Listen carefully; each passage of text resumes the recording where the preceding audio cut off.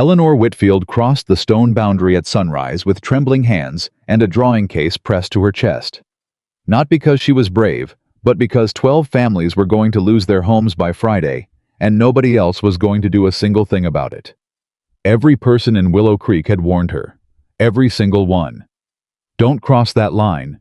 Don't look at him. Don't speak his name. She crossed the line anyway.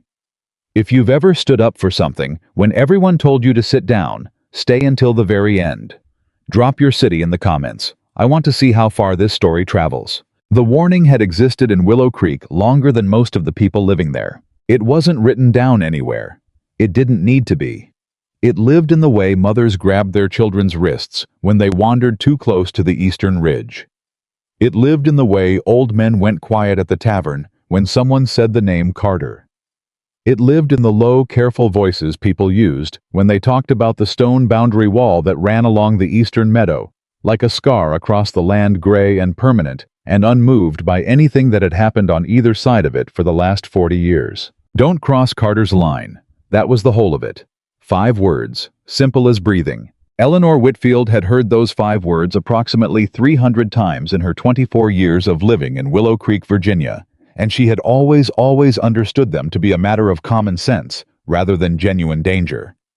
Rich men drew lines. Poor people respected them. That was the order of things. That was how the county worked, how the state worked, how the entire young republic seemed to work if you were paying attention. She had always been paying attention, which was precisely why, on the morning of July the 9th, 1817, with the sun barely above the tree line and the dew still thick on the grass, Eleanor Whitfield picked up her drawing case, her pressed flower journal, and the small leather satchel her father had left her when he died, and she walked straight toward the eastern boundary wall without slowing down once. Her aunt called after her from the doorway. "Eleanor! Eleanor May Whitfield, don't you dare!" Eleanor didn't turn around. "I'll be back before supper, Aunt Ruth." "You will be back before supper because Nathaniel Carter will have you thrown off his land and possibly arrested, and I am too old and too tired to come fetch you from the county jail." Ruth Whitfield was 53 years old, had been widowed twice, and had a voice that could cut glass when she chose to use it that way. She was using it that way now. "That man does not allow visitors. He does not allow trespassers. He does not allow breathing on his property without written permission, Eleanor, and you do not have written permission. I have a purpose. Purpose does not impress men like Nathaniel Carter." Eleanor finally stopped. She turned just enough to look back at her aunt standing in the doorway of their small white house, arms crossed, face arranged into the particular expression she wore when she already knew she was losing an argument and was simply documenting the loss for future reference. 12 families, Aunt Ruth, Eleanor said. 12 families are going to receive eviction notices by the end of this week if nothing changes. The Hendersons have 3 children under the age of 6. Mrs. Calloway is 61 years old and has nowhere to go. The Marsh family has been on that land for 20 years. She paused. "I am not going to Carter's estate to cause trouble. I am going because I found something in Father's papers last night that may be the only thing standing between those families and the road." Ruth stared at her for a long moment. "What did you find?" "A survey map," Eleanor said. "From 1809. Father drew it himself 2 years before he died. It documents the original property boundaries of the eastern parcels, the ones Whitmore has been using to justify the evictions. And Aunt Ruth." She held her aunt's gaze. "The boundaries on Whitmore's documents don't match Father's survey. Not even close." The silence that followed was the kind that had weight to it. Ruth unfolded her arms slowly. "You think the papers are forged?" "I think someone wants those families off that land badly enough to forge the papers, yes." "And you think Nathaniel Carter knows about this?" Eleanor hesitated. That was the question she hadn't been able to answer since 2 o'clock in the morning when she'd spread her father's old survey across the kitchen table and compared it line by line to the eviction documents that Mrs. Henderson had brought to her in tears 3 days ago. Did Nathaniel Carter know? Was he the architect of this, or was he simply the name on the deed while someone else pulled the strings? She didn't know. And not knowing was exactly why she had to go. "I think," Eleanor said carefully, That Nathaniel Carter is either a corrupt man who deserves to be confronted or an ignorant man who deserves to be informed. Either way, I am the one going to do it. She turned back toward the wall and kept walking. Behind her, she heard her aunt say something under her breath that sounded very much like a prayer, or possibly a curse. With Ruth Whitfield, it was sometimes difficult to tell the difference. The eastern boundary wall was exactly as she remembered it from childhood. Waist-high, built from gray fieldstone, stretching in both directions, farther than she could see. She had stood at this wall a dozen times as a girl, peering over it at the meadows beyond, with the particular hunger of someone who had been told they couldn't have something. Her father used to bring her here on his surveying walks, and he would lift her up so she could see over the top, and he would say, "Look at that, Ellie. That's what this county could be if people took care of it the way God intended." Her father had loved this land, with the uncomplicated devotion of a man who spent his whole life learning its shape. Thomas Whitfield had been the finest botanical surveyor in the county, possibly in the state, and he had spent 30 years documenting every stream and meadow and old-growth stand of timber in a 50-mile radius. When he died of a fever 4 years ago, Eleanor had inherited his survey journals, his drawing instruments, his eye for the particular slant of afternoon light through a forest canopy, and his absolute inability to walk away from an injustice. She put her hand on top of the stone wall. She swung her leg over. She landed on the other side. The world didn't end. No lightning, no alarm, just the sound of birdsong and the soft give of summer grass under her boots, and the long green slope of a meadow rolling away from her toward a line of trees in the distance. Eleanor took a breath, squared her shoulders, and started walking. She found the stream. Her father's map had marked the one that formed the natural boundary between two of the eastern parcels about 20 minutes into her walk. It was narrower than she'd imagined, quick-moving and cold-looking, even in the July heat, threading through a corridor of old sycamores with their pale peeling bark and wide canopies. She crouched beside it, pulled out the survey map, and began to orient herself. The work steadied her. It always did. There was something about the discipline of observation, of actually looking at a thing, measuring it, recording it faithfully, that quieted the noise in her head and left only the task. Her father had taught her that too. Look first, he used to say. Argue later. But look first, and look carefully, because the land doesn't lie. People lie. Maps drawn by people lie. But the land itself will always tell you what it is. She was kneeling at the water's edge, comparing the stream's course to the line her father had drawn on his map when she heard the horse. Not from behind her. From her left, from the tree line moving through the shadows, at a walk quiet and deliberate. She looked up. A gray horse stepped out from between the sycamores. On its back sat a man, how was tall. She could see that even mounted the particular height that made itself known in the length of the leg, the set of the shoulders. Dark-haired, somewhere in his middle 30s, wearing the plain clothes of a man who worked outdoors, despite clearly being able to afford otherwise. He held the reins loose in one hand.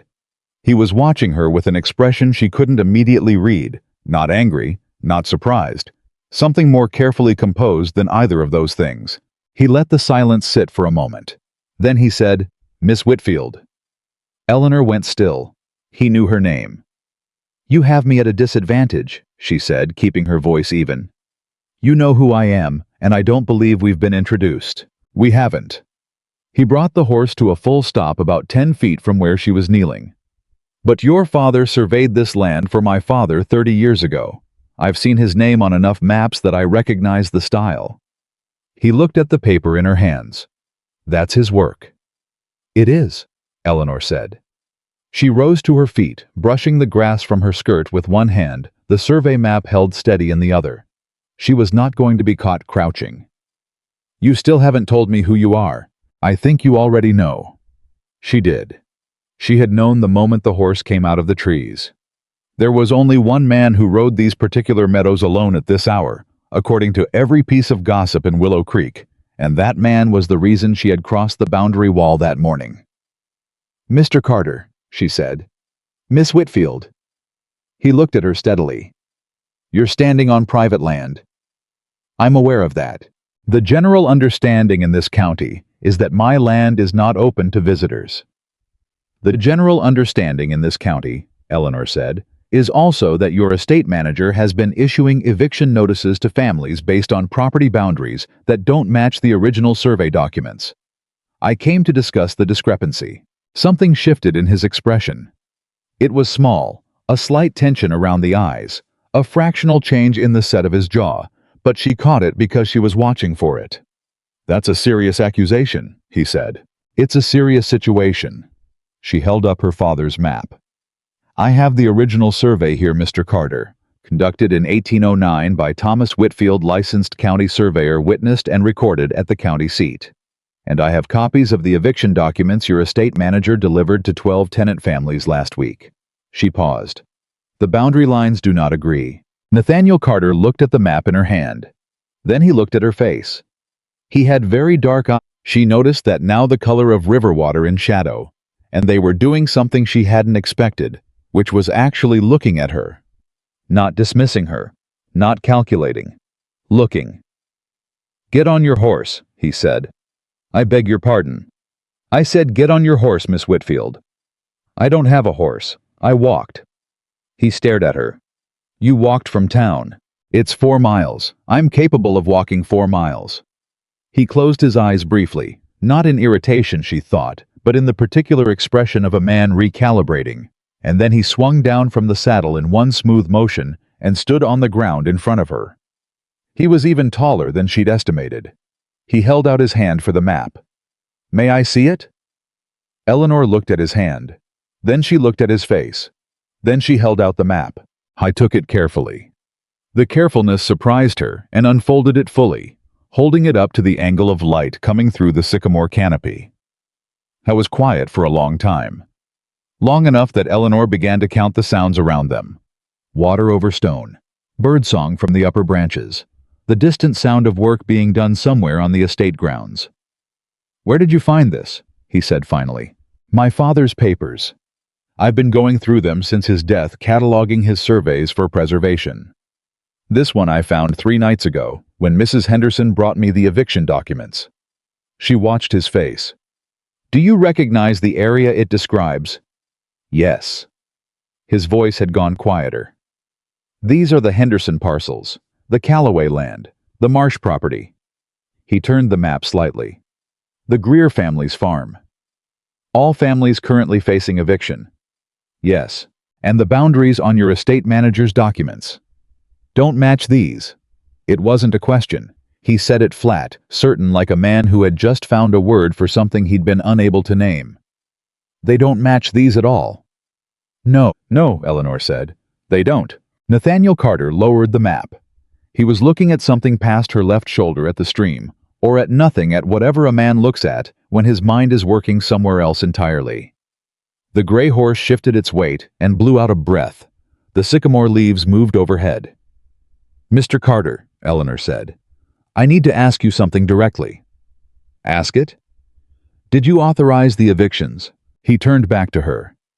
I signed documents authorizing a review of tenant agreements in the eastern parcels. I was told it was a routine administrative matter, that some of the older agreements needed to be updated to reflect current property values. His jaw tightened. I was not told that 12 families would receive notices. And the boundary revisions. I was not told there were boundary revisions. He looked down at the map still in his hands. I was not told there was anything to revise. Eleanor studied him. She had prepared herself for 2 possibilities on the walk from town. The first was a corrupt man who knew exactly what was happening and had chosen to allow it, a man she would confront directly and leave quickly. The second was an arrogant man who didn't know because he hadn't bothered to look, a man she would inform and hope for the best. She had not prepared herself for this third thing, for a man who looked genuinely deeply rattled. How long have you been back at the estate? She asked. He handed her the map back. 8 months. I was away for 6 years. Away where? A pause. The war, and after. He didn't elaborate, and something in the way he said it made her decide not to press. I returned last November. Whitmore, my estate manager, Charles Whitmore, has been managing the property in my absence. For 6 years. For 6 years. Eleanor folded the map along its original creases and tucked it back into her satchel. Mr. Carter, I wanted to be clear about why I came here today. I didn't come to accuse you of anything. I came because those 12 families have until Friday, and I couldn't find anyone else in Willow Creek willing to walk through that boundary wall and have this conversation. Why not? Because you're Nathaniel Carter, she said simply. People are afraid of you. Are you? She looked at him directly. Should I be? He didn't answer immediately. And the silence was strange, not hostile, not calculating, but something more like genuine uncertainty, as if he wasn't sure what the right answer was. No, he said finally. You shouldn't be. Then I'm not. She secured the satchel strap over her shoulder. I would like to show you the specific boundary discrepancies I've identified. I can explain them more clearly if we're looking at the land itself alongside the map. But I understand if you'd prefer I leave your property and conduct this conversation through a solicitor. He was quiet again. The horse lowered its head and cropped a mouthful of grass. Come to the house, Nathaniel Carter said. Eleanor blinked. I beg your pardon. Come to the house. I want Whitmore present for this conversation. His voice had taken on a different quality, still quiet, but with an edge underneath it, now something that hadn't been there before. I want him to hear everything you just told me while he's standing in front of me. Eleanor felt something cold move through her. She hadn't expected that either. That could be very uncomfortable, she said carefully. I expect it will be. He gathered the horse's reins and looked at her. For him. Charles Whitmore was a compact man with silver hair and the kind of face that had been handsome once and now worked very hard to appear trustworthy. He was 60 years old, had managed the Carter estate since Nathaniel's father was alive, and he had the particular quality of a man who had spent decades being the most important person in any room he occupied. He was standing in the main hall of Carter House when Nathaniel walked in with Eleanor behind him, and the way Whitmore's face changed in that first instant, the split second before he got his expression under control, told Eleanor nearly everything she needed to know. He had not expected her to be here. He had expected perhaps that she would be turned away at the boundary wall, or that she would lose her nerve on the walk, or that Nathaniel would handle whatever she brought to him quietly, privately, in a way that didn't require anyone to stand in this hall and look at an original survey map. He had not expected this. Mr. Carter, Whitmore said smoothly, recovering himself with impressive speed. I see you have a guest. Miss Whitfield, yes. Nathaniel handed his riding gloves to a passing servant without looking away from Whitmore. Thomas Whitfield's daughter. You remember Thomas Whitfield, the county surveyor who mapped these eastern parcels in 1809? Of course. Whitmore nodded at Eleanor with professional warmth. Miss Whitfield, I was sorry to hear of your father's passing. He was a gifted man. He was, Eleanor agreed. He was also a meticulous man. He kept very detailed records. A pause. Whitmore's smile didn't waver. I'm sure he did. Miss Whitfield has brought me her father's original survey of the eastern parcels, Nathaniel said. He walked to the large table at the center of the hall and set down the map Eleanor had given him. She had taken it out of her satchel during the walk up to the house and handed it over without being asked. He flattened it with both palms. I'd like you to look at it, Charles. Whitmore came to the table. He looked at the map. Eleanor watched his face. She saw it another flicker faster this time, gone almost before it arrived. Something behind the eyes that recognized what it was looking at. A fine piece of work, Whitmore said. Your father had excellent technique, Miss Whitfield. He did, Eleanor said. Could you show me where the Henderson parcel begins on this map, Mr. Whitmore? I've been having some trouble reconciling it with the boundary description in the eviction notice. The slightest pause. I'd need to have the current documents in front of me. I have them. Eleanor opened her satchel and drew out the folded copies Mrs. Henderson had given her. She spread them on the table beside her father's survey. Here. Whitmore looked at the two documents side by side. His hands were very still at his sides.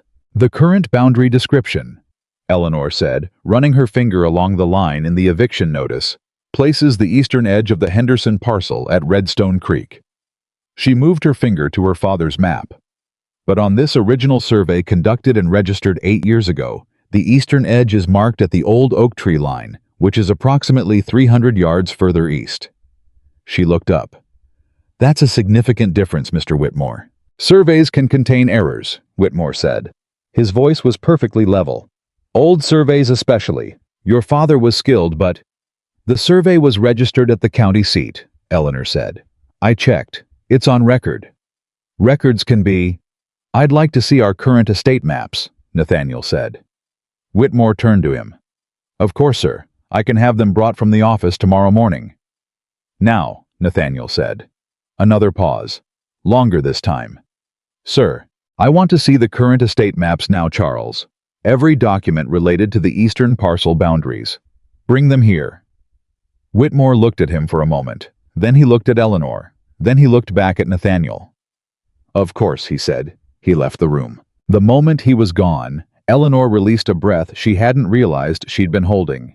She looked at Nathaniel Carter standing across the table from her, and she found him already looking at her with that same quality of direct attention he'd given her at the stream, that quality of actually looking.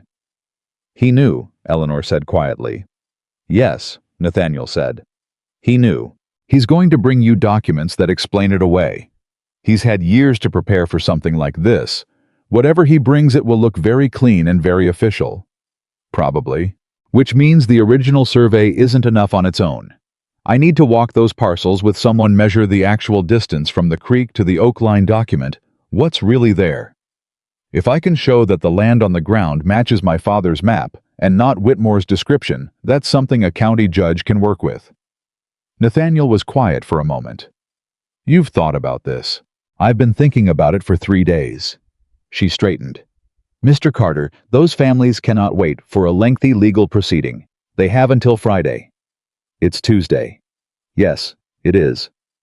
He pulled out a chair on his side of the table and sat down, leaning forward with his forearms on the table, looking at both documents. He had a particular way of concentrating. She was beginning to notice it, a stillness that wasn't passivity. More like a man gathering something before he moved. You said you could walk the parcels, he said. I've done boundary surveys before. My father taught me. I know what I'm looking for and how to document what I find in a way that will hold up.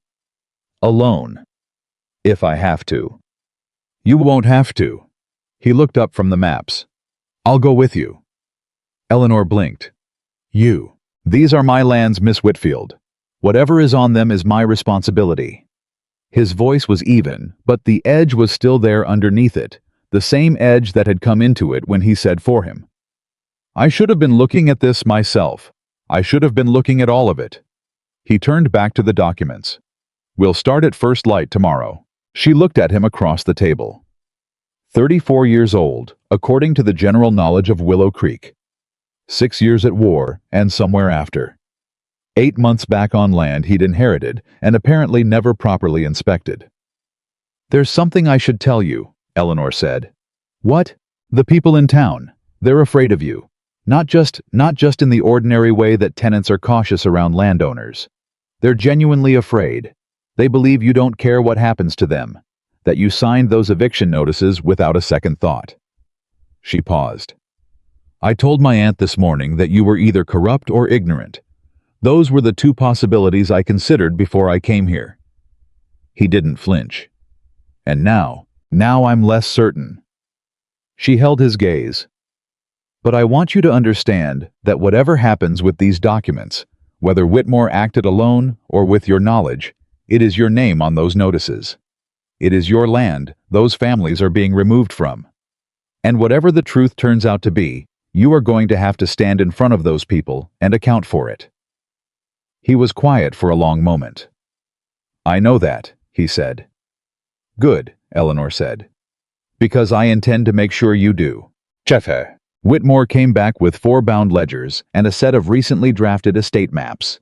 He spread them on the table with the confidence of a man who had prepared well, explaining the discrepancies in a smooth, practiced sequence. The 1809 survey had been superseded by a resurvey in 1813, which had been commissioned by the elder Carter in the months before his death. Nathaniel had been away at the time, and the 1813 survey had adjusted the eastern parcel boundaries to reflect an informal agreement made with the county assessor's office. All perfectly documented. All perfectly explained. Eleanor listened to every word. She asked 3 questions. The first, where was the 1813 survey registered? Whitmore's answer, with the estate records, which he was currently displaying. Not at the county seat then.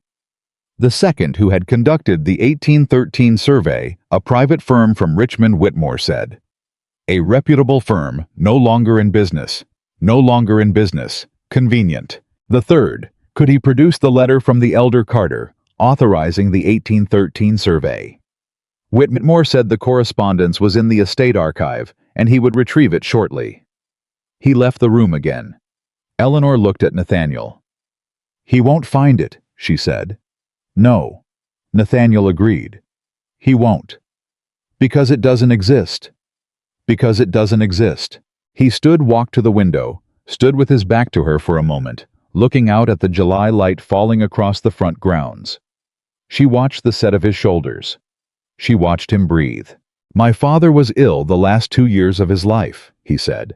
I was in correspondence with him, but the letters were slow. The war made everything slow. He told me Whitmore was handling the estate well. He told me there was nothing to worry about. A pause. He trusted Whitmore completely. For 30 years he trusted him completely. I'm sorry, Eleanor said.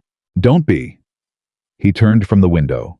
There was something in his face now that hadn't been there at the stream or at the table, something that had gotten past the careful composure. It wasn't grief exactly, and it wasn't anger exactly, but it occupied the same territory as both. My father is gone. What's happening to those families is happening now. That's what matters. Eleanor looked at him for a moment. Then she said, First light tomorrow. First light? He agreed. Whitmore returned 20 minutes later with an apology and an explanation about the archive being in some disorder. He was confident the correspondence would be located within a day or 2. Nathaniel thanked him pleasantly and said that would be fine. After Whitmore left, Eleanor packed her father's map back into her satchel and stood to go. Nathaniel walked her to the front door himself, which she suspected was unusual. He didn't seem like a man who did things casually or by convention. He held the door. Miss Whitfield, he said when she was on the step. She turned. Why did you come? He asked. The real reason. You could have taken those documents to the county judge. You could have gone to a solicitor. You didn't have to cross onto my land yourself. Eleanor considered the question seriously because it deserved a serious answer. Because a solicitor can take weeks, she said. And a judge requires a formal filing. And Mrs. Henderson's youngest child has a fever, and they have nowhere to go on Friday. She looked at him steadily. And because my father spent his whole life mapping this land. He loved it. He loved the people on it. And I couldn't let someone use his work to throw those people off it without at least trying. She paused. That's the real reason. Nathaniel Carter looked at her for a moment. Then he nodded once, slow and certain, like a man making a decision. First light, he said. First light, Eleanor said. She walked back down the drive toward the boundary wall in the long summer evening, and she didn't let herself think about anything except the survey coordinates she needed to check at dawn. Not the look on Whitmore's face when the third document couldn't be found. Not the steadiness in Nathaniel Carter's voice when he said, It's my responsibility, not the particular quality of the July light across those meadows that her father had loved. She crossed back over the boundary wall. She walked the 4 miles home. She spread her father's map across the kitchen table and sat with it until midnight, measuring and marking, preparing for the morning. She did not sleep. Eleanor was at the boundary wall before the sun was fully up. She hadn't slept more than 2 hours. She knew that because she had watched the kitchen candle burn down past the midnight mark, then past 1, then past 2, with her father's survey spread open in front of her and a fresh sheet of paper beside it where she'd been copying the key coordinates in her own hand, smaller, neater, in case the original got damaged in the field. Her aunt had come downstairs at midnight, taken one look at the state of the kitchen table, and gone back upstairs without a word. Ruth Whitfield had learned over 24 years when argument was useful and when it was not. Eleanor had the copied coordinates, her father's original map sealed carefully inside the leather satchel. A second set of the eviction documents, a measuring line and a small notebook for recording observations. She had a biscuit she'd wrapped in cloth and eaten while walking, because she hadn't thought to eat anything before leaving, and her hands needed to be steady. She was standing at the wall checking her satchel one more time when she heard the horse. Not from the estate side. From behind her, from the road. She turned. Nathaniel Carter was already dismounting before the horse had fully stopped moving, with the economical precision of a man who had spent years in conditions where hesitation cost something. He was wearing working clothes again, plainer than anything she would have expected from a man of his position. He carried no ledgers, no documents, just himself. "You're early," he said. "So are you," she said. He looked at her satchel. "What do you have?" "My father's map. Copies of the boundary coordinates, the eviction documents, a measuring line." She paused. "You?" He reached into his coat and produced a folded document. "The deed of trust for the eastern parcel, filed with my father's estate in 1802. It has the original property descriptions, before any survey, before Whitmore's 1813 document." He held it out to her. "I found it at 2 o'clock this morning in a box in my father's study that I hadn't opened since I returned." Eleanor took the document. She unfolded it carefully. She read the first page. Then she read it again. "Mr. Carter," she said. "Yes. These property descriptions match my father's survey almost exactly." "I know. This means Whitmore's 1813 resurvey didn't just adjust boundaries." She looked up. "It invented an entirely different set of boundaries, on a document that was never registered at the county seat, never formally witnessed, never—" She stopped. "This isn't administrative error. This isn't a mistake." "No," Nathaniel said. "It isn't." She looked at him steadily. "Do you understand what you're holding? Evidence that my estate manager has been systematically falsifying property records for an unknown number of years," he said. "Yes, I understand what I'm holding." His voice was even, too even. She recognized the quality of it, the particular flatness a person achieved when they were keeping something very large, very contained. "I understand it better than I would like to." She folded the deed carefully and handed it back. "Then let's go document what's actually on the land."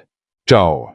They started at the Henderson parcel because it had the most urgent deadline and because the boundary discrepancy. There was the largest, nearly 300 yards, which was enough land to matter enormously to a family trying to maintain a working farm. Eleanor set the pace, and she set it fast. She had the coordinates memorized from the night before, and she moved between them with a purposefulness that she could feel was surprising Nathaniel. She caught it in the small adjustments he kept making to keep up with her, the way he stopped expecting her to slow down or ask for guidance and simply matched her stride instead. At the first marker, a granite outcropping her father's map showed at the northwest corner of the Henderson parcel. She stopped, crouched, and began measuring.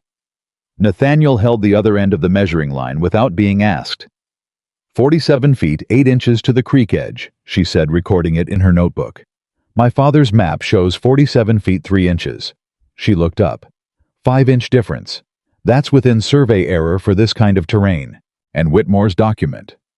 She checked the eviction notice without unfolding it, running her finger to the figure she had memorized. 31 feet. Nathaniel was quiet for a moment. That's not a survey error. No, Eleanor said. It's a different location. She stood and they moved to the next marker. This was the rhythm of the morning, moving from point to point, measuring, recording, comparing. Eleanor called the numbers, and Nathaniel held the line and wrote when she needed a second hand. He didn't offer opinions she hadn't asked for. He didn't try to explain what they were finding or minimize it or translate it into something more comfortable. He simply looked at each measurement when she called it and added it to the growing weight of what they were both understanding. Around the fourth marker, he said, "How long do you think this has been going on?" Eleanor didn't look up from her notebook. Based on what I found last night, at least since 1813 when the false survey was drafted. Possibly before. 4 years before I came back. At minimum. She recorded the measurement, closed the notebook briefly, and looked at him. Mr. Carter, the boundary adjustments in Whitmore's documents don't just affect these 12 families. If I'm reading the eviction notices correctly, and I've read them very carefully, the redrawn boundaries affect 6 separate parcels in the eastern section. The 12 families are the ones he moved first, but the adjusted map covers much more than that. A pause. How much more? Roughly 400 acres of the eastern quarter. He went very still. 400 acres. Give or take. She held his gaze. I think the evictions are the first step, not the whole plan. If those families are removed from the land and the boundaries on file at the estate show the parcels belonging to the main Carter holding rather than tenant-occupied land, then those 400 acres become available for sale, or development, or, she stopped, or a marriage settlement, he said quietly. Eleanor looked at him carefully. His jaw was tight. Whitmore has been pressing me since I returned to consider a match with the Hale family. James Hale is one of the largest landowners in the next county. The proposal involved a settlement of eastern acreage as part of the arrangement. He looked past her for a moment, and she watched something move through his face that wasn't quite anger and wasn't quite grief, but was the particular expression of a man who had just understood that he had been managed. Whitmore presented it as a sensible consolidation, 2 large holdings combining. He made it sound like my father's idea. Was it? My father never mentioned it in any letter he sent me.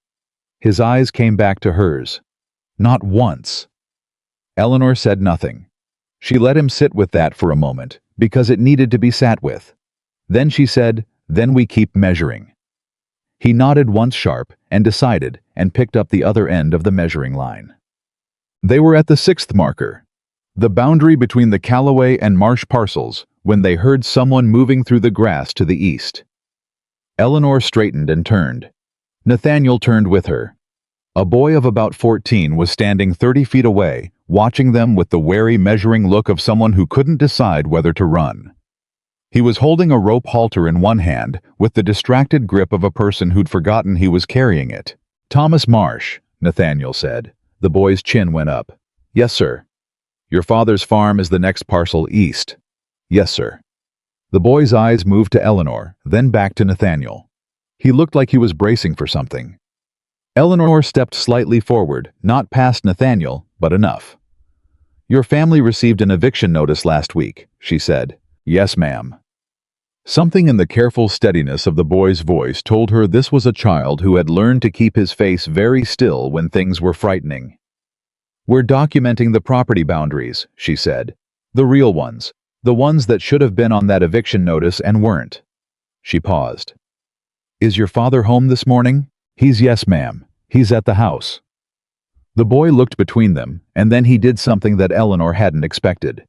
He looked directly at Nathaniel Carter with the entirely unguarded expression of someone who had stopped calculating and was just asking. "Is it true, sir? Are we really being put off the land?" Nathaniel held the boy's gaze. He didn't look away from it, and he didn't give the boy a careful or managed answer. "Not if I can help it," he said. The boy looked at him for another moment. Then he looked at Eleanor. She gave him a small nod. He turned and ran back toward the Marsh farmhouse. Eleanor glanced at Nathaniel. His expression was set fixed on the middle distance where the boy had disappeared.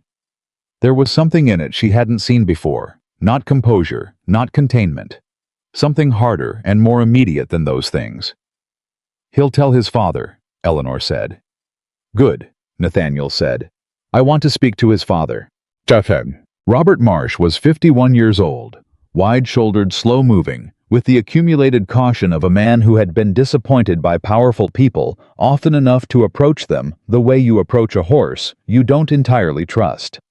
He came out of his farmhouse and stood on the step when Nathaniel and Eleanor arrived, and he did not come down from the step until Nathaniel said his own name clearly and without preamble. Then he came down. "Mr. Carter."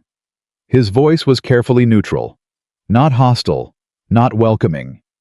That particular country politeness, that kept everything at arm's length until it was clear what was actually being asked. "Miss Whitfield."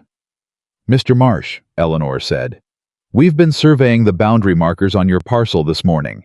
I'd like to show you what we found if you have a few minutes." He looked at her notebook, then at the satchel with the survey maps, then at Nathaniel standing beside her, quiet and still.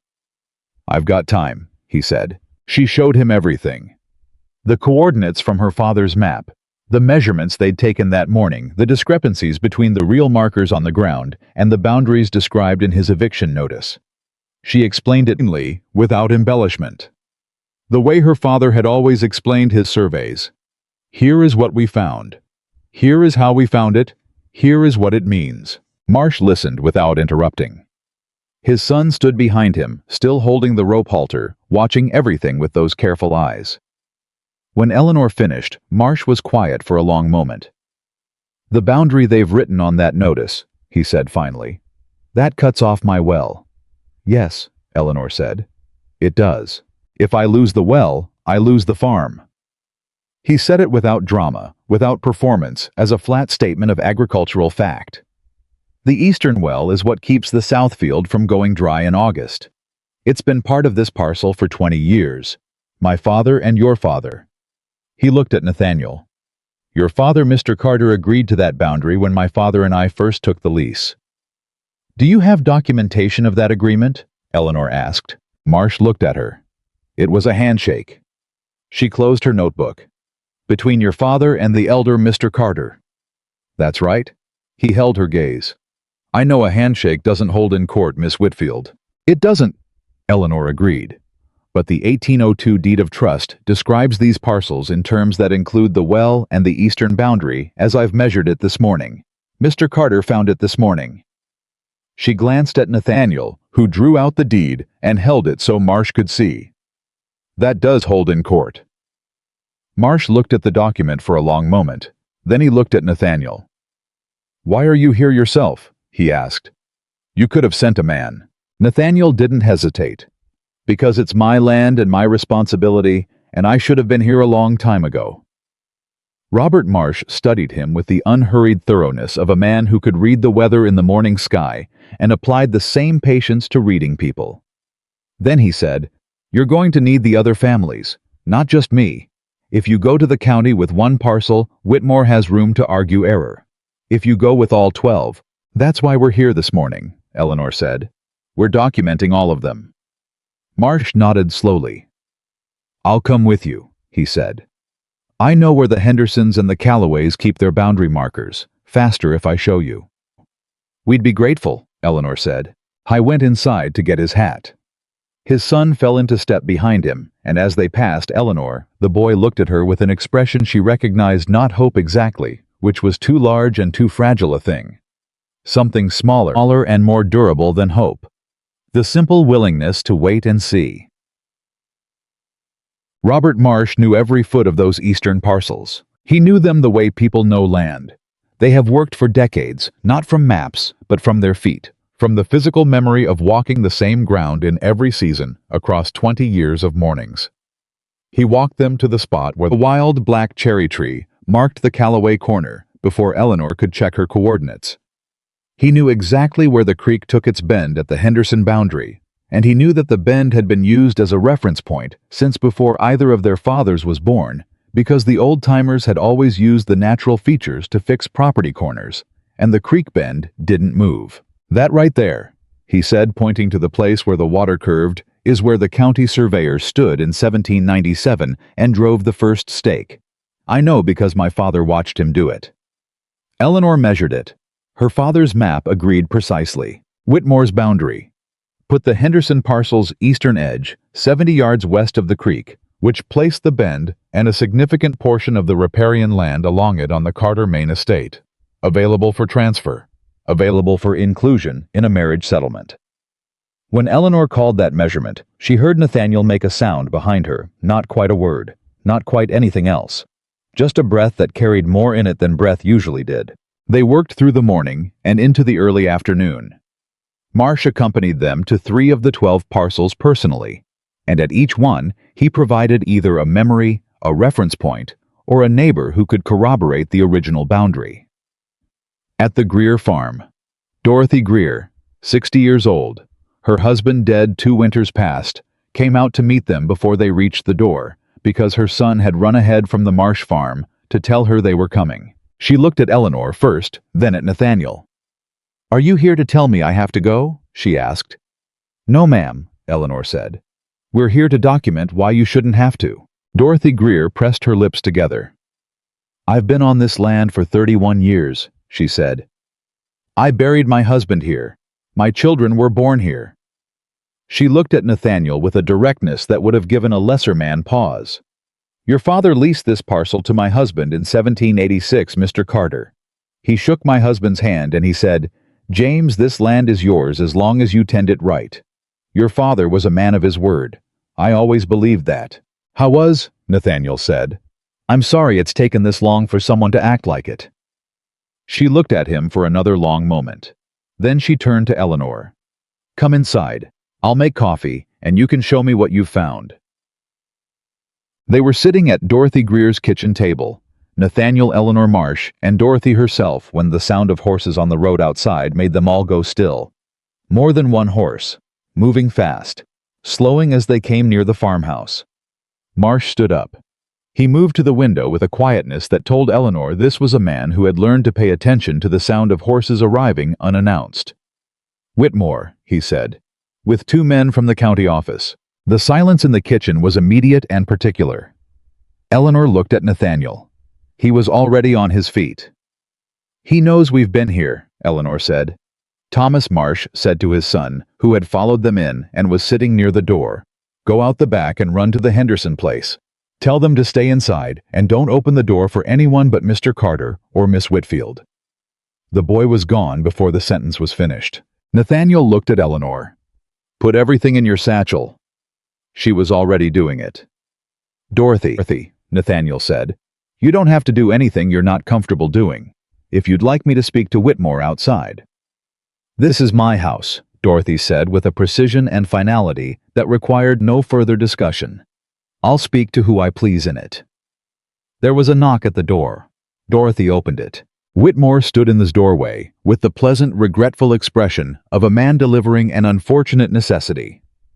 Behind him were 2 men Eleanor didn't recognize, county office men, as Marsh had said, in the plain dark coats of minor officials. They carried document cases. Then Whitmore's eyes found Nathaniel. Something moved through his face. Not fear, he was too controlled for fear. Something more calibrated than fear. A rapid reassessment. "Mr. Carter," he said, "I wasn't aware you were—" "No," Nathaniel said. "You weren't." He stepped to stand beside Eleanor at the table, and the positioning of it was deliberate and unmistakable, the 2 of them on one side, Whitmore in the doorway. "What are you doing here, Charles?" "A routine visit," Whitmore said smoothly. "Given the transition timeline, I wanted to ensure the relevant families had clarity about—" "The timeline," Eleanor said. "The eviction timeline." Whitmore looked at her with the careful patience of a man who had decided she was an annoyance rather than a genuine problem. "Miss Whitfield, you've been very helpful in bringing certain concerns to Mr. Carter's attention, but this matter is properly handled through the estate office, and I'm not certain it's appropriate for—" "The 1802 deed of trust," Nathaniel said. Whitmore stopped. "I found it," Nathaniel said. "This morning. It was in my father's study. I assume you'd forgotten it existed or assumed I wouldn't look." He paused. "The property descriptions in that deed do not match the boundaries in your eviction notices. Not for the Henderson parcel, not for the Callaway land, not for this property, not for any of the 6 parcels I've now seen documented today." The 2 county office men exchanged a glance. One of them shifted his document case. "Sir," Whitmore said, still smooth, still managed, "the 1813 survey supersedes." "Show me the county registration for the 1813 survey," Nathaniel said. A pause. "I told you yesterday it would take some time to locate—" "I sent a man to the county seat this morning before I came out to the parcels," Nathaniel said. "He checked the survey registry. There is no 1913 survey registered for these properties. There is no firm from Richmond on record as having conducted any survey in this county in that year." He looked at Whitmore with the same careful stillness he'd brought to everything that morning. But Eleanor could see what was under it now. The same thing that had been under it since the stream, since the hall, since the kitchen of this farmhouse. An absolute quiet fury that had decided on its course. "Do you want to tell me what you were planning to do with those 400 acres, Charles?" The room was silent. Whitmore looked at Nathaniel for a long moment. The careful, pleasant management of his face held. She had to give him that. The composure held, but it had become something else underneath. Something that recognized it was standing in a room where the advantage had shifted and was deciding how to recalculate. "Mr. Carter," he said, "I think this conversation would be better conducted in a private setting." "These people are not leaving this county," Nathaniel said.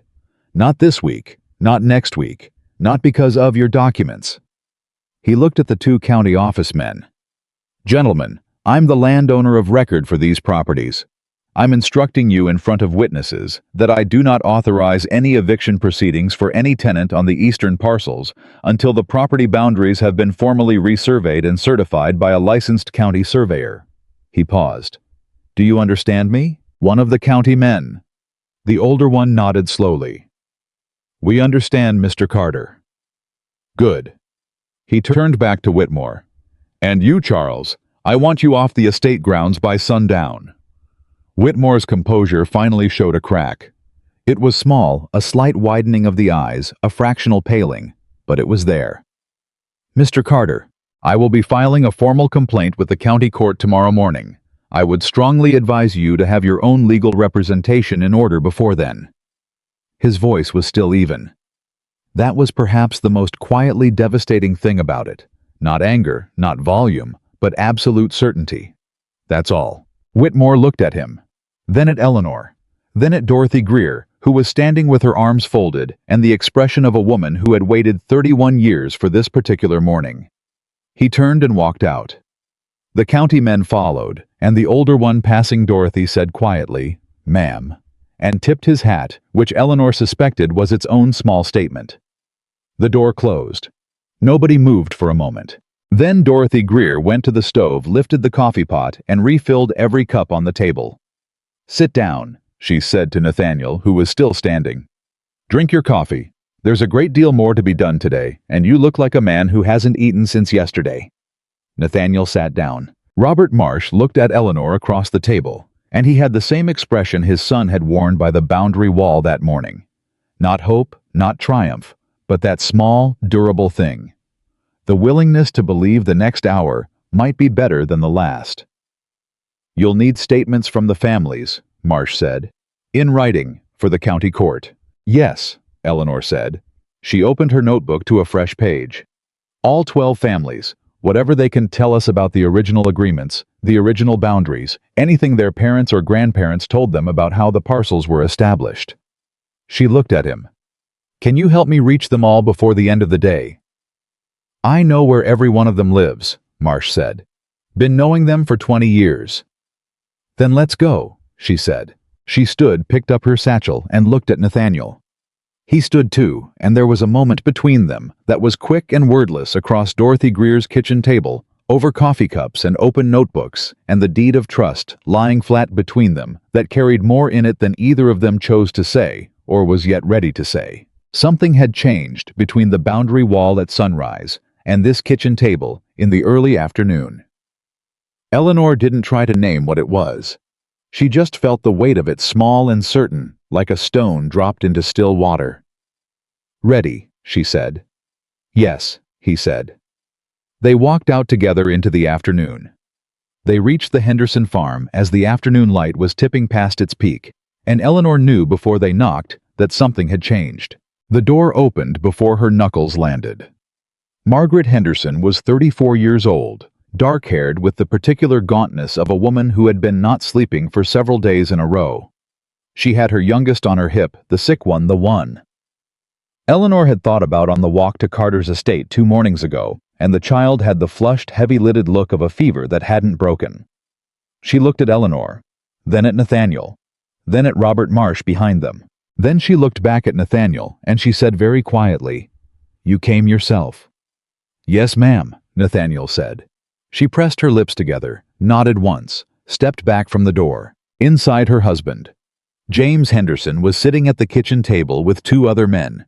Eleanor recognized Daniel Greer, Dorothy's eldest son, and a heavy-set, quiet man named Peters, who leased the northernmost parcel and had the reputation of saying very little and meaning all of it. They'd clearly been there for some time already. The Henderson kitchen had the feeling of a room where people had been waiting, not quite knowing what they were waiting for. James Henderson stood when Nathaniel walked in. He was Eleanor's age, maybe a year older, with a farmer's hands and a careful face that showed nothing he didn't intend to show. He didn't put his hand out. He waited. "Mr. Henderson," Nathaniel said, "I owe you an explanation, and I believe I owe you an apology." The kitchen went very still. "Sit down, Mr. Carter," James Henderson said finally. "Both of you. We've got a great deal to talk about." Eleanor laid it out, the way she had at Dorothy Greer's table. The survey, the measurements, the 1802 deed, the false resurvey that had never been registered at the county seat. She was faster now, more practiced, having explained it twice before, and she watched the faces around the table, the way she watched her measurements, carefully recording what was actually there, rather than what she expected to find. What she found was anger. Not the loud kind. The quiet, weight-bearing kind that men carry when they have been holding something impossible for a long time and are only now being given permission to set it down. Peters, who had not said more than 6 words in Eleanor's presence in her entire life, looked at the deed of trust and said, "I knew it. I knew those numbers were wrong. I walked those corners myself when the notice came, and I knew." "Why didn't you say something?" Marsh asked. "To who?" Peters said. Not bitterly, just factually. "Who was I going to say it to? Walk up to the county office and tell them I think the Carter estate manager is lying." He spread his hands. "I'm a tenant. He's the man with the seal on his documents." The room absorbed that. "You're saying it now," Eleanor said, "and it's going in the record." She wrote for an hour. All of them, Henderson, Peters, Daniel Greer, and eventually 2 more men who arrived after Thomas Marsh ran to tell them, gave statements. What they remembered of the original agreements. What their fathers had told them about how the parcels were established. What the land looked like at the corners where the markers were. What natural features the old-timers had always used as reference points. Small specific details that only people who had actually lived on the land for decades could know, the particular double-trunked oak that marked the Greer corner, the way the creek took an extra bend at Peters' north boundary that didn't appear on any map, but that everyone who worked that land knew was there. Every single detail matched Thomas Whitfield's 1809 survey. Not one of them matched Whitmore's documents. Nathaniel sat through all of it. He didn't interject or manage or translate. He listened, and Eleanor could see what listening was costing him, not the effort of attention, but the weight of what the attention was accumulating. Statement by statement, family by family, an hour of other people's lives that had been made smaller and more frightened than they should have been. He sat with it because it needed to be sat with, because looking away from it would have been the easier thing to do. Margaret Henderson had put her youngest down on a small cot in the corner. The child was still feverish. Eleanor watched her check the boy between statements, a hand on his forehead, a quiet adjustment of the blanket with the efficient tenderness of a woman managing 2 crises at once. When Eleanor closed her notebook, Margaret looked at her across the table and said, "Is it enough?" "It's a strong start," Eleanor said. "Tomorrow I need to take all of this to the county court and file a formal objection to the eviction proceedings. The 1802 deed combined with these statements and the measurements from today, a judge will have to look at this." "Will he stop it?" Margaret asked. "The eviction, by Friday." Eleanor held her gaze. "I don't know," she said. "I won't lie to you about that. I believe we have enough to require a formal review. A formal review means the proceedings are suspended while the court examines the evidence." "Believes," said Peters, "or knows?" "Believes," Eleanor said steadily. "I'm a surveyor's daughter, Mr. Peters, not a solicitor. I know what the evidence says. What the court does with it is not something I can promise." Peters nodded. That was apparently sufficient. He had asked for accuracy and received it. Nathaniel had been quiet for several minutes. He looked at James Henderson. "The boundary documents we're filing tomorrow. I want you at the county court when we go. You and Peters and Marsh if they'll come." A judge responds differently to 12 families than to a stack of papers. Henderson looked at him for a moment. "You want us there?" "Yes." "Standing next to you?" "Yes." Another moment. Then Henderson said, "All right." They walked back toward the main estate road as the afternoon began to soften toward evening. Marsh had peeled off to return to his own farm, and the others had gone their separate ways, and it was just Eleanor and Nathaniel now, for the first time since Dorothy Greer's kitchen table. Eleanor was going over the notebook in her head, checking for gaps for things she'd meant to record, and hadn't for measurements she needed to verify in the morning before they went to the court. Nathaniel walked beside her and said nothing for a long time. Then he said, "My father trusted Whitmore for 30 years. "I know," Eleanor said. "He was a good man. My father. Not perfect, but good." He paused. He would have been devastated to know what Whitmore did with that trust. Eleanor considered what to say and decided on the truth. "Maybe. But your father also left you an estate that you haven't looked at carefully for 8 months. Whitmore needed time and inattention to build what he built. He had both." She felt him react to that not defensively, which was what she'd half expected, but with the particular stillness of someone accepting something that hurts. "That's fair," he said. "It's not meant as a judgment," she said. "You were at war. She stopped. "You said war and after. I don't know what the after was." A pause, longer than the others. "My brother died," he said, 11 months before the war ended. He was 22. He didn't elaborate on the circumstances, and she didn't ask. "When I came back to an estate and a position and a set of responsibilities I wasn't ready to look at. Whitmore was managing everything, and it seemed to be running, and I was—" He stopped. "I was somewhere else in my head for a long time." Eleanor was quiet for a moment.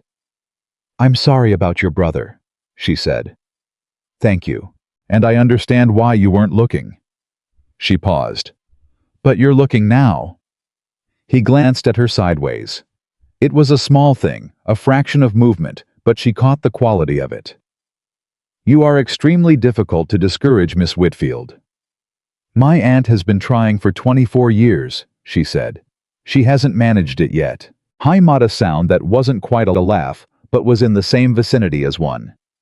It was, she realized the first time she had heard anything like that from him, and it changed his face in a way that was surprisingly difficult to look away from. She looked away anyway. "Tomorrow morning," she said, getting them back to solid ground. "I need to organize everything we have into a formal presentation for the court. The measurements, the deed, the statements. Is there a solicitor in the county you trust?" "I trusted Whitmore," he said dryly. "A solicitor who isn't Whitmore." "There's a man named Aldrich in town. My father used him for estate matters before Whitmore took over those responsibilities." He thought for a moment. "He's honest. Old, but honest." "I'll go to him tonight," Eleanor said. "If he'll see me." "He'll see you if I send word ahead." Nathaniel paused. "I'll send a man now." "Good." She shifted her satchel to the other shoulder. "We need a formal filing by tomorrow noon at the absolute latest if we want any chance of a suspension before Friday." "We'll have it," he said. He said it with the particular weight of someone who was not making a prediction, but a promise. Eleanor had learned over the course of this very long day to tell the difference.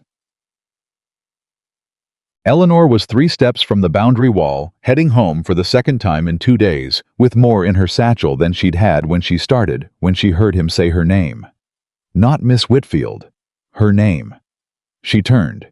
I was standing 10 feet back, and the expression on his face was the one she was least equipped to deal with, not managed, not composed, just present. "I would have lost them," he said. "All 12 families. Without if you hadn't come through that wall 2 mornings ago, I would have lost them, and not known I'd lost them until the land was already sold." Eleanor held his gaze. "I know," she said. "I don't know how to—" He stopped, started again. "I'm not accustomed to being in someone's debt. Miss Whitfield." I'm trying to figure out how to say that without it sounding like a transaction, because it isn't a transaction. It's... He stopped again. Frustrated with himself, she could see in the particular way of a man who lives mostly in action and is suddenly required to find words. You don't have to say it, Eleanor said. Just do what you said you'd do. I intend to. Then that's sufficient. She put her hand on the top of the stone wall. Good evening, Mr. Carter. Good evening, Miss Whitfield. She swung her leg over and landed on the other side. She did not let herself look back. Aldrich was 67, white-haired, and had a study that smelled of pipe smoke and old paper. He read the deed of trust and Eleanor's measurement records and the 12 family statements without speaking, with the methodical patience of a man who had spent 40 years reading documents and had learned not to react until he'd finished. When he finished, he set everything down, folded his hands and said, Where did you find this woman, Mr. Carter? Because she's done in 2 days what my office would have taken 3 weeks to assemble. She found me, Nathaniel said from the chair beside Eleanor. Technically, she trespassed. Aldrich looked at Eleanor with something that might have been approval. Good for her. Can we file by tomorrow noon? Eleanor asked. We can file by tomorrow morning, Miss Whitfield. Aldrich picked up the deed again. This document alone is enough to require a formal review. With the measurement discrepancies and the testimony, 12 families you said. 12. Then we're not asking a judge to consider an error. We're asking him to consider a pattern. He looked at Nathaniel. Whitmore will retain counsel by morning. He's had 6 years to build this. He'll have defenses prepared that I haven't anticipated yet. What do you need from me? Nathaniel said. Your complete cooperation and your absolute candor, Aldrich said, including anything in your correspondence from your father that relates to the eastern parcels. I need to know what Whitmore told you, what you signed, and when you signed it. I'll have it to you by midnight. Then I'll be in court when they open the doors tomorrow, Aldrich said. You both should be there. Eleanor reached her front door at 9:30. The candle in the window told her Ruth was still up. She went inside. Her aunt was sitting at the kitchen table with a cup of tea and an expression that had been waiting all day to ask approximately 40 questions, and had decided to begin with the most important one. Are those families going to be all right? Ruth asked. Eleanor set her satchel on the table and sat down. She was tired in the way that went past her body, the kind of tired that lived in the back of her eyes and in her hands. I think so, she said. If the court acts quickly, if Aldrich is as good as Nathaniel says he is. Ruth was quiet for a moment. Nathaniel, she said with the careful neutrality of someone noting something and choosing not to make it into more than a note. Eleanor ignored this. We file tomorrow morning. The hearing could be as early as Thursday. And Mr. Carter. He'll be there. Is he what you expected? Eleanor picked up her aunt's tea, realized it wasn't her tea, and put it down again. No, she said honestly. He isn't what I expected at all. Ruth looked at her for a long moment. Be careful, Eleanor. I'm always careful. You crossed onto that man's land alone at sunrise because 12 families were in trouble, Ruth said. That is the opposite of careful. That is the thing you do when you cannot help yourself. She paused. I'm not talking about the land. Eleanor looked at her aunt. Ruth looked back with the particular patience of a woman who had watched her niece for 24 years and knew how to wait. It's fine, Eleanor said. It's a legal matter. We're going to court tomorrow. Of course, Ruth said pleasantly. More tea. Eleanor didn't sleep well. She hadn't expected to. She lay in the dark, going over the order of everything, the documents, the testimony, the sequence in which she would present the case to the court if Aldrich asked her to explain the survey evidence herself. She went over the measurements in her head, checking each one against her memory of the ground, looking for anything she might have recorded incorrectly. She was somewhere in the middle of rechecking the Peterson boundary coordinates when a thought arrived that she had been keeping at arm's length for most of the day, and that refused at 2:30 in the morning to stay at arm's length any longer. The marriage settlement. Whitmore had been pressing Nathaniel toward the Hale family. The eastern acreage, 400 acres of redrawn boundaries as a settlement. Nathaniel had said it was Whitmore's idea, that his father had never mentioned it, that he had not agreed to it. But she had not asked him what he had said to Whitmore about it. She had not asked him whether he had refused it, because if he hadn't refused it, if he'd simply been neutral, non-committal, the way a man might be who was still somewhere else in his head, then Whitmore had been acting however wrongly in the direction his employer hadn't contradicted. Eleanor lay with that thought for a while. Then she got up, lit the candle, and wrote it down. Because it needed to be asked. Because going into that courthouse tomorrow without asking it would be going in blind. And Eleanor Whitfield did not go anywhere blind. She was at Aldrich's office at 7 in the morning. Nathaniel was already there, which meant he'd arrived earlier, which meant he also hadn't slept much. He looked at her when she came in with the frank recognition of one person who has been awake at an inconvenient hour, identifying another person who has been doing the same thing. Aldrich was at his desk with Nathaniel's correspondence organized in front of him, a sheaf of letters that Nathaniel had apparently delivered, as promised by midnight. "Sit down, Miss Whitfield," Aldrich said. "We have a complication." Eleanor sat. "Whitmore moved faster than I expected," Aldrich said. "He filed a preemptive motion at the county court this morning. First thing, doors barely open.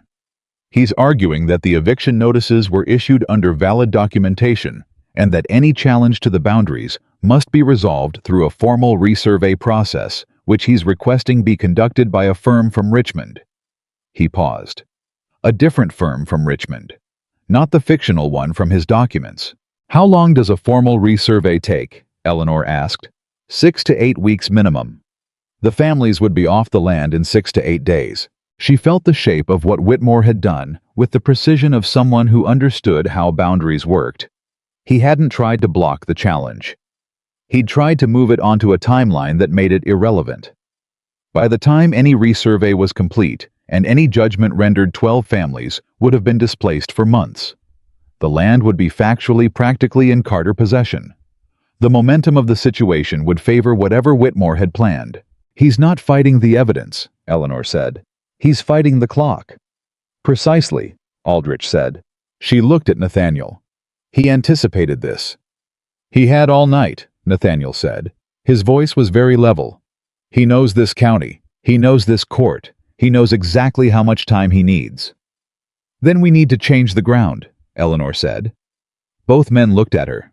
"Aldrich," she said, "can we request an emergency injunction instead of a standard review on the basis that the families face immediate irreversible harm, loss of their homes, disruption to their livelihoods while the dispute is pending?" Aldrich was quiet for a moment. "It's a harder argument to make. Emergency injunctions require demonstrating that the harm can't be undone. Mrs. Henderson's youngest child has a fever," Eleanor said. "If that family is put on the road on Friday in July in the heat, that child could die. That is irreversible." She looked at him steadily. "And it's true." A pause. "That is true," Aldrich said slowly. "The Greer widow is 60 years old with no family within 100 miles. Dorothy Greer has nowhere to go on 5 days' notice. That's also irreversible. You don't undo putting a 60-year-old widow on the road." She kept going. "Peters has crops in the ground right now that represent his entire income for the year. If he's displaced before harvest, those crops fail. That loss cannot be recovered in any reasonable time frame. That's irreversible." She paused. "Shall I keep going?" Aldrich looked at her for a moment. Then he looked at Nathaniel. "She's right," Nathaniel said. "She is right," Aldrich agreed. "An emergency injunction is harder to obtain than a standard review, but with this evidence and this level of documented immediate harm." He began pulling papers toward him. "I want Miss Whitfield to speak to the judge directly about the medical situation with the Henderson child. A lawyer presenting it is one thing. A woman who was in that kitchen yesterday and saw it herself is another." Eleanor nodded. "Whatever you need. We're going to have to move fast," Aldrich said. "Whitmore's motion is already on the judge's desk. We need to be there before he considers it." He was already writing. What happened next moved at a speed that was almost impossible to keep up with inside while you were living it, which Eleanor would only understand later when she had time to sit down and sort through the sequence of the morning. They were at the county courthouse by 8:30. Aldrich had sent word ahead, and Judge Harlan, who was 60, white-haired, and had the unhurried deliberateness of a man who had presided over enough matters to know when something required his attention, quickly met them in his anteroom, rather than making them wait for the formal session. He read the deed of trust first. He read it twice. Then he looked up at Eleanor and said, "You conducted these boundary measurements yourself?" "Yes, Your Honor." "Are you a licensed surveyor?" "No, Your Honor. I am my father's daughter." Thomas Whitfield was the county's licensed surveyor for 30 years. I was trained by him, and I have worked alongside him since I was 12 years old. She held his gaze. "I can explain every measurement in that record and show you exactly how it was taken." He looked at her for a moment. "Tell me about the Henderson child." She told him. She told him plainly, without embellishment, the same way she'd told him about the measurements. "Here is what I saw. Here is what it means. Here is what happens if nothing changes by Friday." Judge Harlan folded his hands on the desk. "Mr. Aldrich," he said, "Whitmore's motion requests a Richmond survey firm." "What firm?" Aldrich named it. The judge was quiet for a moment. "That firm was involved in a boundary dispute in the next county 2 years ago. The outcome was contested." He picked up the deed of trust again. "This document is registered in my county court from 1802. Whitmore's survey document is registered where?" "Nowhere, Your Honor," Aldrich said. "It is not in the county registry." Another silence. "I'll review Whitmore's motion," the judge said, "and I'll have a response to both parties by noon." He looked at Nathaniel. "Mr. Carter, the 12 families on these parcels, are you prepared to state formally and on record that you do not authorize their removal pending the resolution of this dispute?" "Yes, Your Honor," Nathaniel said. "I am prepared to state exactly that." Judge Harlan nodded. He looked at Eleanor one more time with the assessing look of a man who was accustomed to reading people and had arrived at some conclusion about what he was reading. "Miss Whitfield," he said, "your father would have been proud of this work." Eleanor said, "Thank you, Your Honor," and kept her voice completely steady, which was the hardest thing she had done in 2 days. They were outside on the courthouse steps at 9:15 when Whitmore arrived. He came with a man Eleanor didn't recognize, young, sharp-faced, carrying a leather case with the practiced confidence of a city solicitor. Whitmore saw them immediately, and for a fraction of a second, before he organized his face into something neutral. Eleanor saw what was actually there. Not defeat, not yet. But the recognition that the ground had shifted under him in ways he was still calculating. He stopped 3 steps below them. He looked at Nathaniel. "I would like to speak with you privately," he said. "There's nothing between us that requires privacy," Nathaniel said. "Say what you have to say." A pause. "You're making this harder than it needs to be." "I'm making it exactly as hard as it is," Nathaniel said. "You've been managing my estate for 6 years, Charles. You've been drawing maps that don't match the ground and evicting families that have been on this land for 20 years.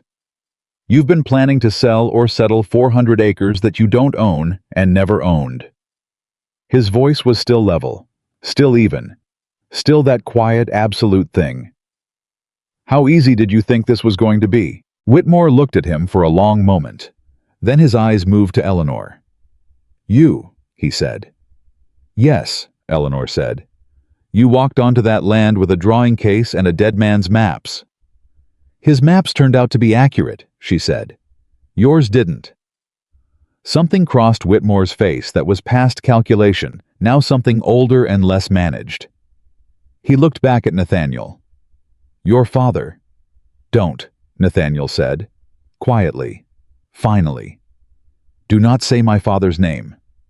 Whitmore closed his mouth. The young solicitor beside him put a hand on his arm, said something low and quick, and steered him toward the courthouse door. Whitmore went.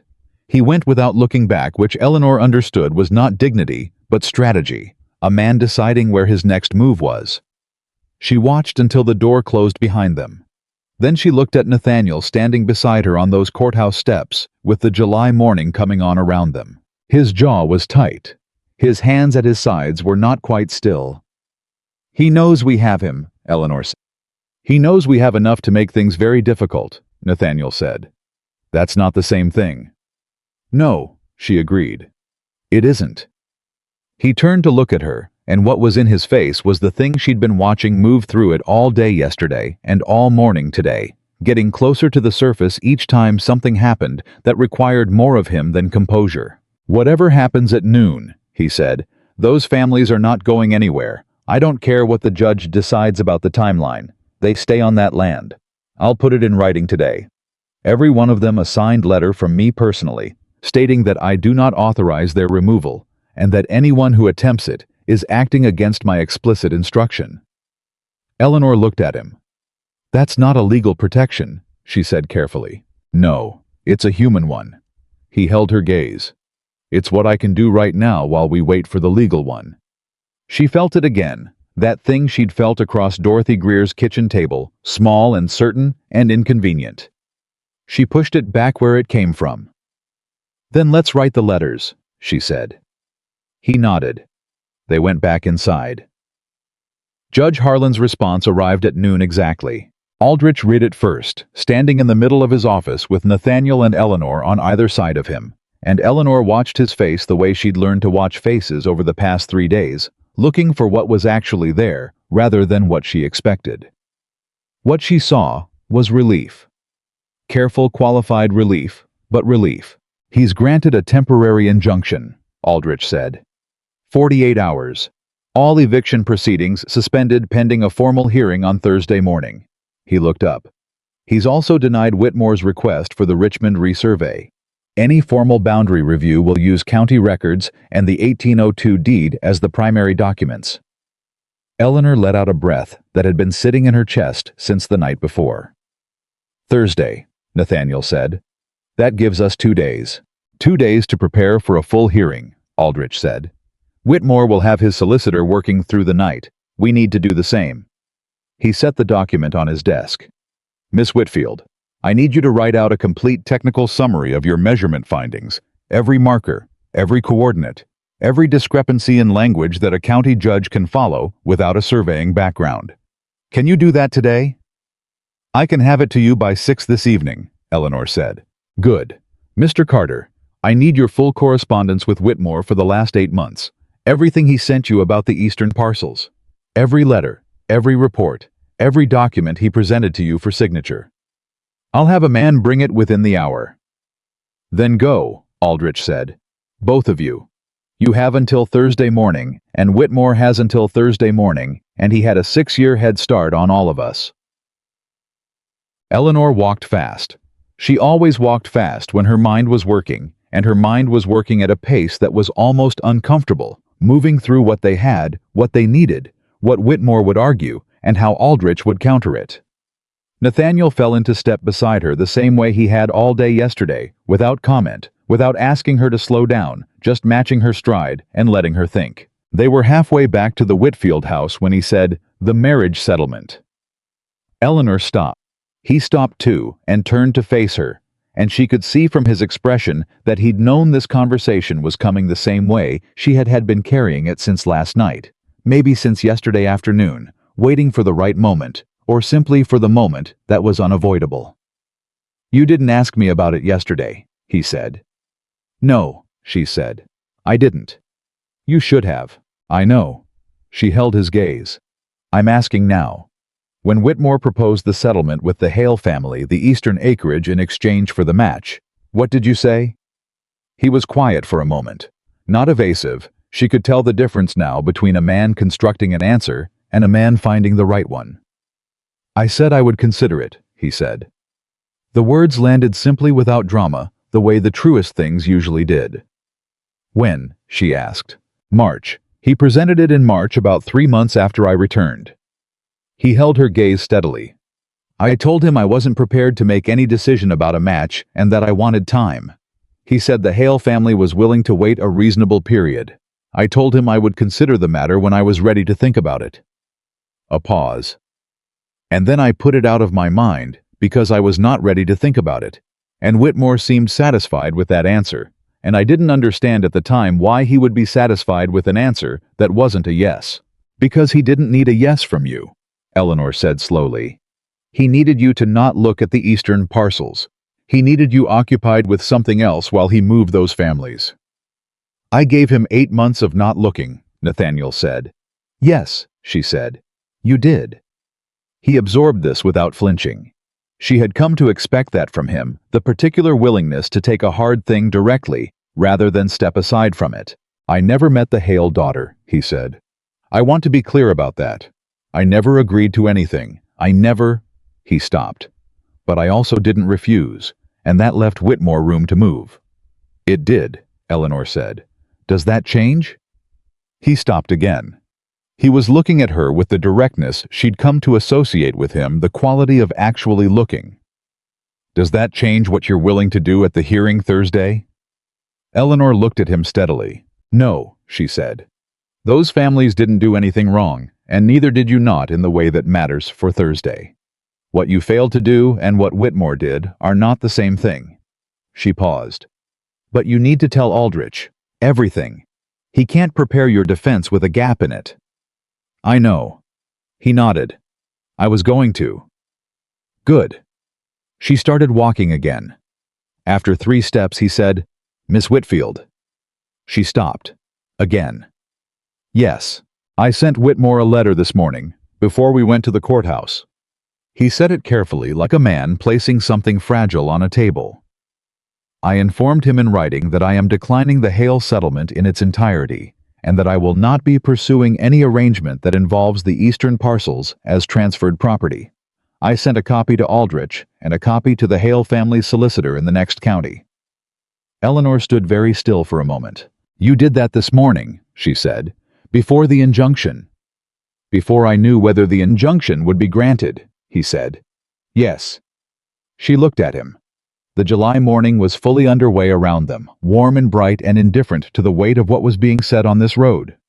And Eleanor Whitfield looked at Nathaniel Carter and felt the small certain thing she'd been pushing back since Dorothy Greer's kitchen table moved through her, like water finding its level. She pushed it back again.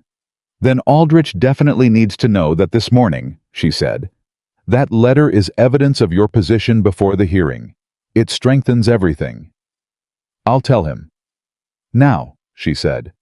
Go back now and tell him. I'll write the technical summary and have it to him by 6. He looked at her for another moment, that quality of it that she had no adequate name for, and then he turned back toward Aldrich's office. She watched him go, just for a second. Then she went home.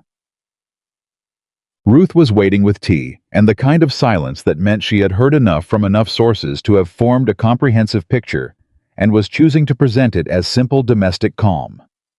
Eleanor sat down, drank the tea, and spent 4 hours writing the most careful technical document she had ever produced, clearer than her father's survey notes, cleaner than her own field records, organized for a judge who needed to understand in 40 minutes what she had spent 2 days measuring. She was on the last page when her aunt set a plate of food next to her left hand and said without preamble, Mrs. Henderson's boy's fever broke this morning. Eleanor looked up. Margaret sent word an hour ago, Ruth said. She wanted you to know. Eleanor looked back at her page. Her handwriting was for 1 line less than perfectly steady. Good, she said. That's good. It is, Ruth agreed, and went back to the kitchen without saying anything else.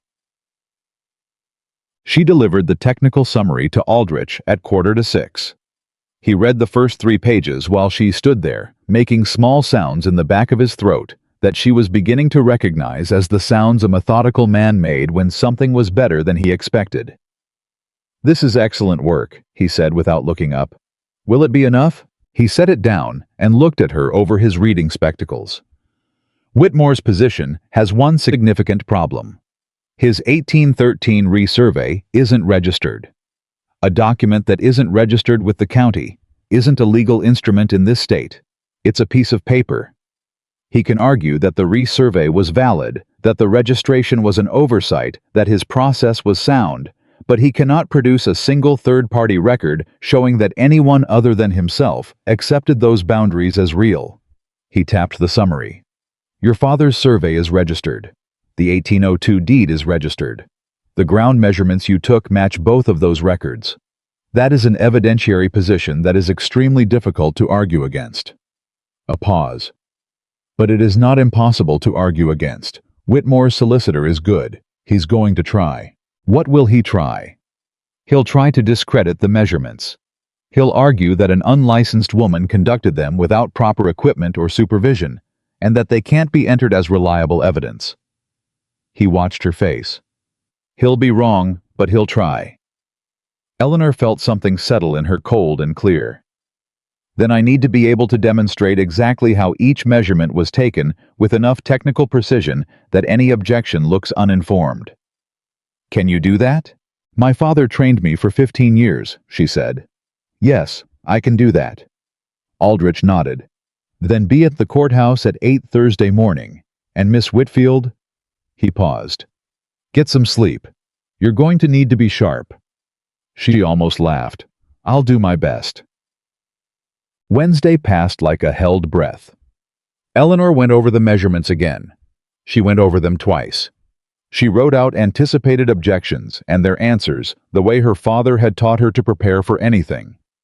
Think of every reason someone could say, "You're wrong, Ellie," and know why they aren't.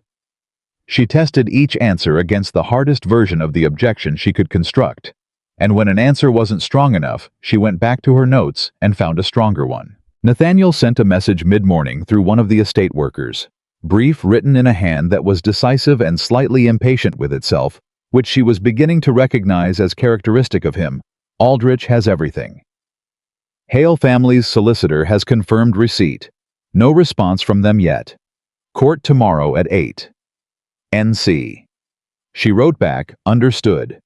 Technical summary is with Aldrich. Measurements will hold. EW. Ruth intercepted the exchange with the serenity of a woman who had decided to observe rather than comment, which Eleanor found simultaneously reassuring and deeply unsettling. At 3 in the afternoon, Dorothy Greer arrived at the Whitfield house in a cart with Robert Marsh and his son Thomas in the back, and behind them walking James Henderson, Peters, Daniel Greer, and 4 more of the 12 families. Eleanor came to the door and found 11 people standing in her front yard looking at her. Dorothy spoke for all of them. "We want to know what to expect tomorrow," she said.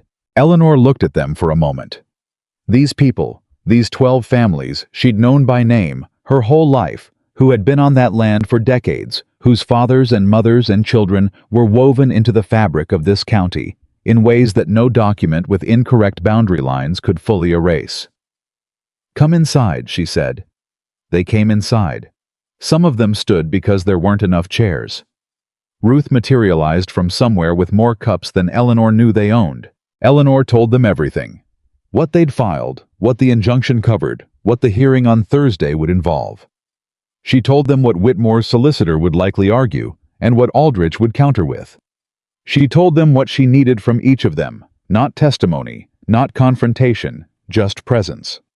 Bodies in a room, faces that a judge could see when he was deciding what the word harm meant in practical terms. "He needs to see us," she said. "Not just read about us. There's a difference between 12 names on a document and 12 people in a room." Marsh nodded. "We'll be there." "All of us," Dorothy said. "Every family, even the ones that couldn't come today." "Some of the children can't," Henderson started. "Bring them," Dorothy said firmly. "Especially Margaret's youngest if he's well enough. I'm sorry to say it that way, but I mean it. A judge reading about a sick child is one thing. A judge looking at one is another." Henderson looked at his hands for a moment. Then he nodded. They stayed for an hour. When they left, the house felt different, fuller, somehow even emptied of people. Like something had been decided in it. Ruth stood in the doorway after the last cart pulled away and said, "Your father would have done exactly what you're doing." Eleanor was quiet for a moment. "I know," she said. "I keep thinking about that." "Don't just think about it," Ruth said. "Remember it. For tomorrow." Thursday morning hit like a wall. Eleanor was at the courthouse at 7:45. Aldrich was already sorting documents with the focused efficiency of a man who had been awake since 4. Nathaniel arrived at 5 to 8 alone, no estate staff, no attendants, and stood beside Aldrich with his hands in his coat pockets and a set to his jaw that Eleanor recognized as the face he wore when he had decided something and was simply waiting for the world to catch up. He looked at her when she came in. Ready. Yes, she said. Aldrich says you were up until midnight going over the measurements. He shouldn't have told you that. He thought I'd find it reassuring. Did you? A pause. Something crossed his face, that thing that wasn't quite a smile, but occupied the same territory. Somewhat, he said. The courtroom filled faster than Eleanor expected. Word had spread, this was a small county, and a significant matter, and people who had nothing directly at stake had still come to watch the way people came to watch anything that might change the shape of things. The 12 families took up most of 2 rows. Eleanor noticed that Margaret Henderson was there in the 3rd row with her youngest on her lap. The boy flushed but upright, looking around with the alert curiosity of a child whose fever had broken, and who found the world newly interesting again. Whitmore came in with his solicitor and took the opposite side. He looked at no one directly. His solicitor, the sharp-faced young man Eleanor had seen on the courthouse steps, spread his documents on the table with practiced precision and kept his face carefully neutral, which Eleanor read as the face of a man who was genuinely unsure of his position and didn't want anyone to know it. Judge Harlan entered at 8 o'clock exactly, and the room went quiet with the particular completeness of a room that has been waiting and is finally ready. We're here on the matter of Carter Estate boundary disputes, eastern parcels, the judge said. I have reviewed the filings from both parties. I have reviewed the original deed of trust from 1802, the survey records filed with this county, and the documentation submitted by the respondent. He looked up. Mr. Aldrich, you may present. Aldrich presented for 20 minutes.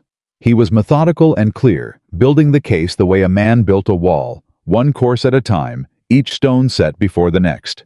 The deed, the registered survey, the measurement records, the 12 family statements. The letter from Nathaniel sent to Whitmore on Wednesday morning, formally declining the Hale settlement and revoking any standing instruction that could be interpreted as authorizing the boundary revisions. When he was done, Whitmore's solicitor rose. He was good. Eleanor had told herself he would be, and she had been right. He moved quickly through the technical objections to Eleanor's measurements, the lack of license, the absence of professional supervision, the possibility of equipment error, and he was smooth about it, framing each objection not as an attack on Eleanor personally, but as a reasonable question about evidentiary standards. Judge Harlan listened. Then he said, Miss Whitfield, you conducted these measurements. Eleanor stood. Yes, Your Honor. The objection raised is that you are unlicensed. What training do you have? She told him. She told him precisely 15 years of fieldwork alongside her father, the specific instruments she had used, the methodology, the double-checking procedure she had applied to each measurement, the margin of error she had calculated and accounted for in her records. She spoke for 8 minutes without notes, because she had spent 2 days making sure she didn't need them. When she finished, the judge looked at Whitmore's solicitor. She's described training and methodology consistent with a licensed surveyor's practice, the judge said. Your objection to the measurements stands as noted. I'll weigh it against the overall evidentiary picture. Continue. Whitmore's solicitor continued.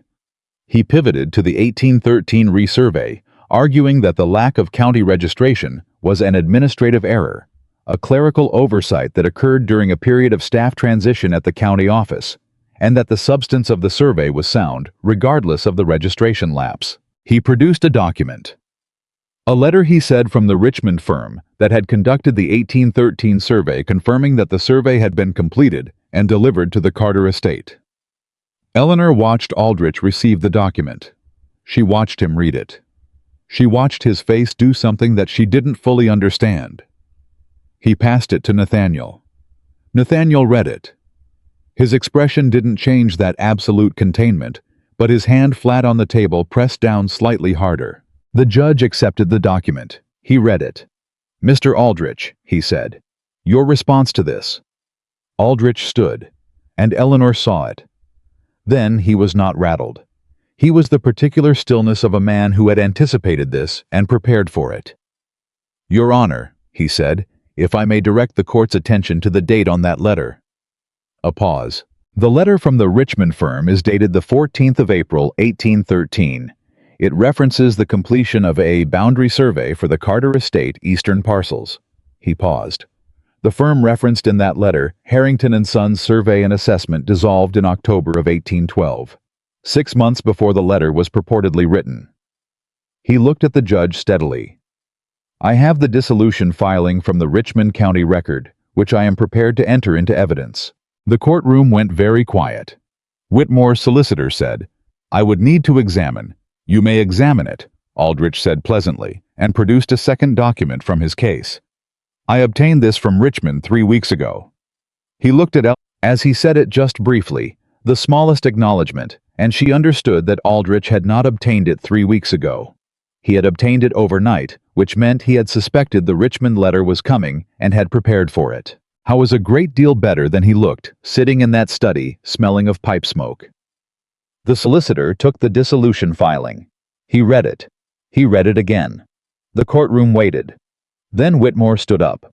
He stood without his solicitor's permission and without any particular expression on his face, and the room shifted the quality of attention in it. Changed, sharpened, because something was happening that was outside the expected shape of the proceeding. Your Honor, Whitmore said. The judge looked at him. Mr. Whitmore, you are represented by counsel. I know, Your Honor.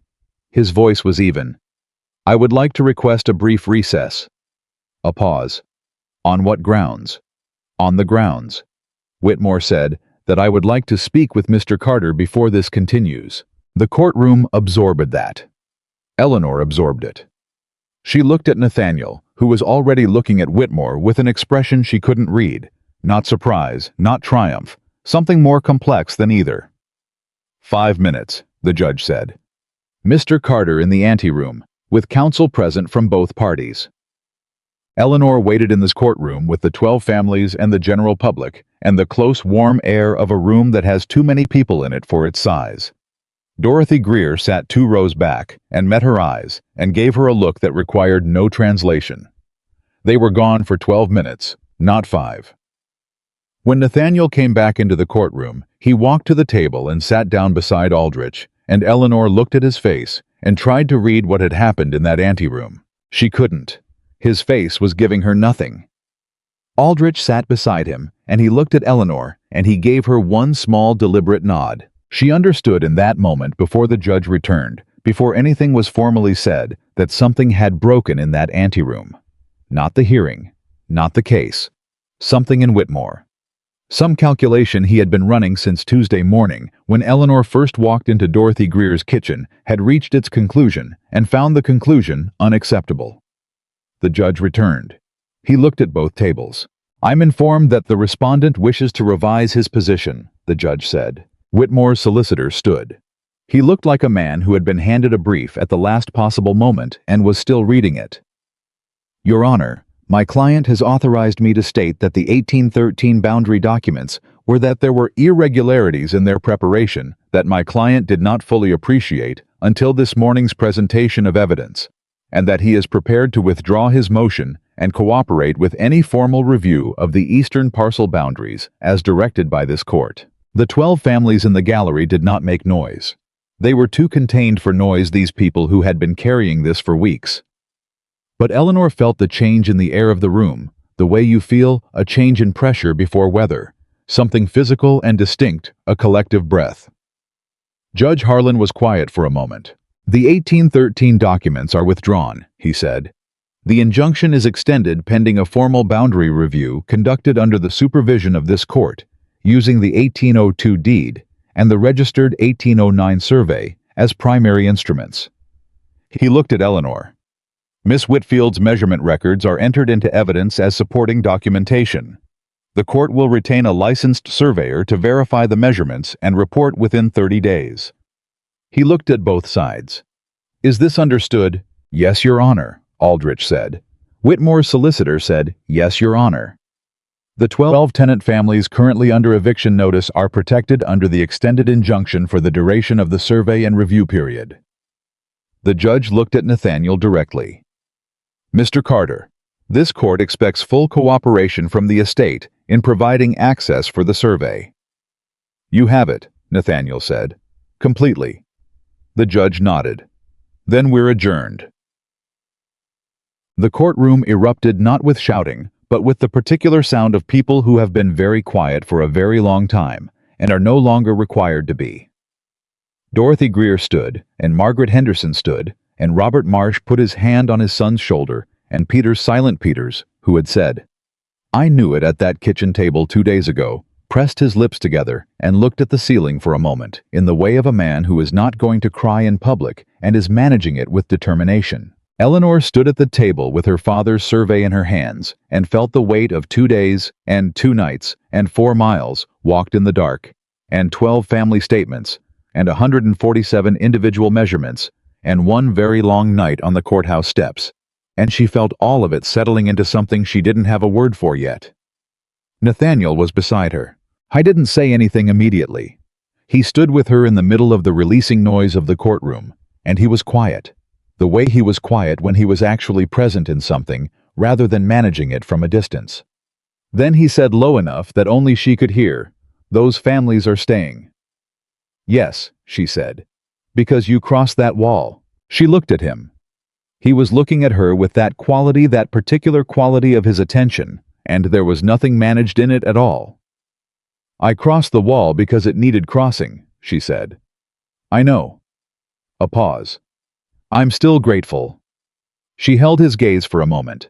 Then Dorothy Greer's hand landed on her arm, warm and firm, and Dorothy said, "Come here, child," and pulled her into an embrace that was brief and complete, and said everything that didn't need saying out loud. Eleanor held on for a moment.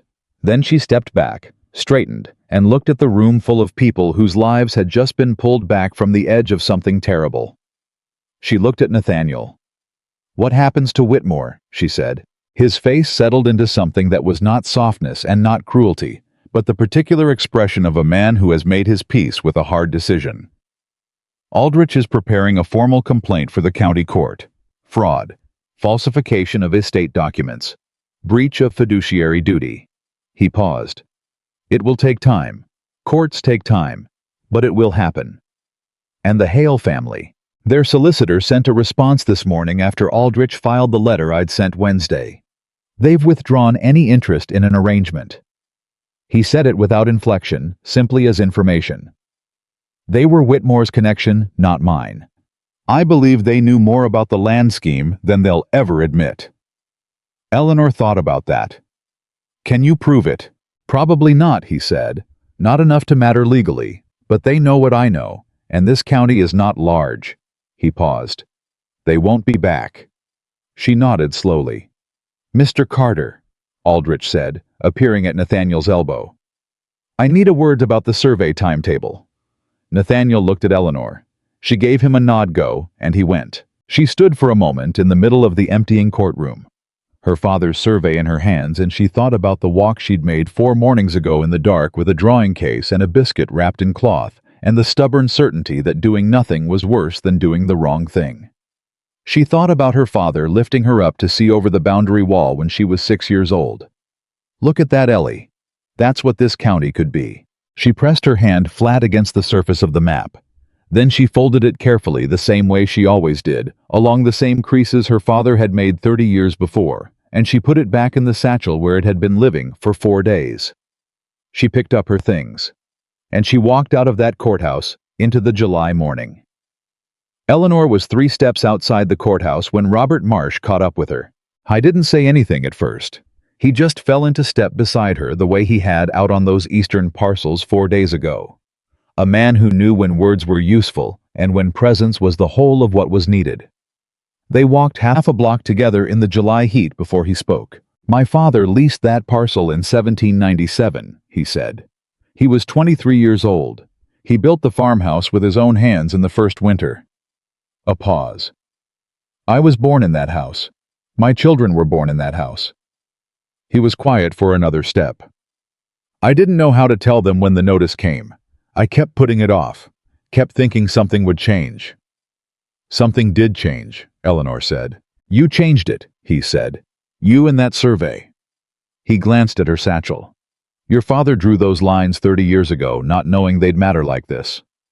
Eleanor tightened her hand on the strap. "He drew them because they were true," she said. "That was always enough reason for him." Marsh nodded. He stopped walking. She stopped too. Miss Whitfield, he said, I've been in this county my whole life. I've watched powerful men make decisions about this land for 50 years. He looked at her steadily. I've never watched one of them walk it the way Carter walked it Wednesday, measuring corners, listening to Peters talk about a creek bend. He shook his head slightly. That man was genuinely listening, not performing it, listening. Eleanor said nothing. Just thought you should know, Marsh said, that people noticed. He touched the brim of his hat. Morning, Miss Whitfield. He turned and walked back toward where his son was waiting with the cart. Eleanor stood on the sidewalk for a moment, holding what he'd said, the way you hold something you're not sure yet where to put. Then she went home. Ruth had somehow known not the outcome specifically, but the shape of it. She had bread on the table and the good butter and the kind of silence that understood Eleanor wasn't ready to talk through all of it yet. Eleanor ate. She drank 2 cups of tea. She sat with her father's survey on the table in front of her and didn't open it. Well, Ruth said eventually. The injunction was extended, Eleanor said. Whitmore withdrew his motion. The families stay on the land while a court-supervised survey is completed. She paused. It's not permanent yet. The formal survey takes 30 days, but the ground has shifted. And Whitmore. Aldrich is filing criminal charges, fraud falsification. She looked at her tea. It will take time. Courts take time, Ruth agreed. What about the Carter man? Eleanor didn't answer immediately. Ruth, to her credit, waited. He walked those parcels himself, Eleanor said finally. He measured corners with me. He listened to 12 families talk about their land for hours. He sent a letter ending the Hale settlement before he knew whether the court would even hear us. She paused. He didn't do any of that because it was strategic. He did it because once he understood what had happened, he couldn't not. Ruth was quiet for a moment. That is an unusual quality in a man of his position. Yes, Eleanor said. It is. Another pause. Eleanor May, Ruth said, with the gentleness of someone who has earned the right to say a hard thing. I have watched you navigate every difficult situation in your life by moving faster and working harder and keeping your hands busy so that the feelings have no room to arrive. She folded her hands on the table. The situation at the courthouse is resolved. Your hands are not busy anymore. Eleanor looked at her aunt. I'm fine, she said. I know you are, Ruth said pleasantly. More tea. Chaneg. The message came 2 hours later, carried by one of the Carter estate workers, a young man who handed it to Eleanor with the awkwardness of someone who suspected he was delivering something that mattered and wasn't sure how to hold that. She read it standing in the doorway. Miss Whitfield, I am meeting with Aldrich this afternoon about the fraud filing. Tomorrow, I intend to visit each of the 12 families personally. I would ask if you would be willing to accompany me if it would not be an imposition. There are things I want to say to those people that I should have said 4 days ago, and I find I would rather say them with you present than without. N.C. She read it twice. She wrote back, I'll be at the boundary wall at 9. E.W. She handed it back to the young man who carried it off with the same awkward seriousness he'd arrived with. Ruth appeared in the hallway behind her. Well, she said. I'm going to help him speak to the families tomorrow, Eleanor said. Of course you are, Ruth said, and went back to whatever she had been doing. I was at the boundary wall at 8:45, which meant he had been early, and then waited, which meant something about the morning mattered enough to him to arrive before he needed to. He had a horse, which she still didn't. He looked at her when she came down the road, and the expression on his face in that unguarded moment before he arranged it. The simple, undefended relief of a man who had not been entirely certain she would come was something she decided to note and not comment on. Miss Whitfield, he said. Mr. Carter, she said. Shall we? He swung down from the saddle, left the horse at the wall, and they walked. He spoke to each family himself. He didn't use Aldrich's language or legal framing. He used his own words, and they were plain and direct in the way of a man who had decided that plainness was the only currency worth spending. At the Henderson farm, he stood in the doorway and said to James Henderson, I signed documents without reading them carefully enough. That had consequences for your family that I am responsible for, regardless of who prepared those documents. I'm sorry for that, and I am going to make certain it doesn't happen again." Henderson looked at him for a long moment. Then he shook his hand. At Dorothy Greer's farm. Nathaniel sat at her kitchen table for 40 minutes and listened to her talk about her husband and the land and the 31 years of working a parcel that was finally fully without question hers. He didn't manage the conversation or redirect it or make it about the practical next steps. He just listened, and when Dorothy finished, she looked at him and said, "You look like a man who needed to hear someone talk about their land for a while." "Yes, ma'am," he said. "I did."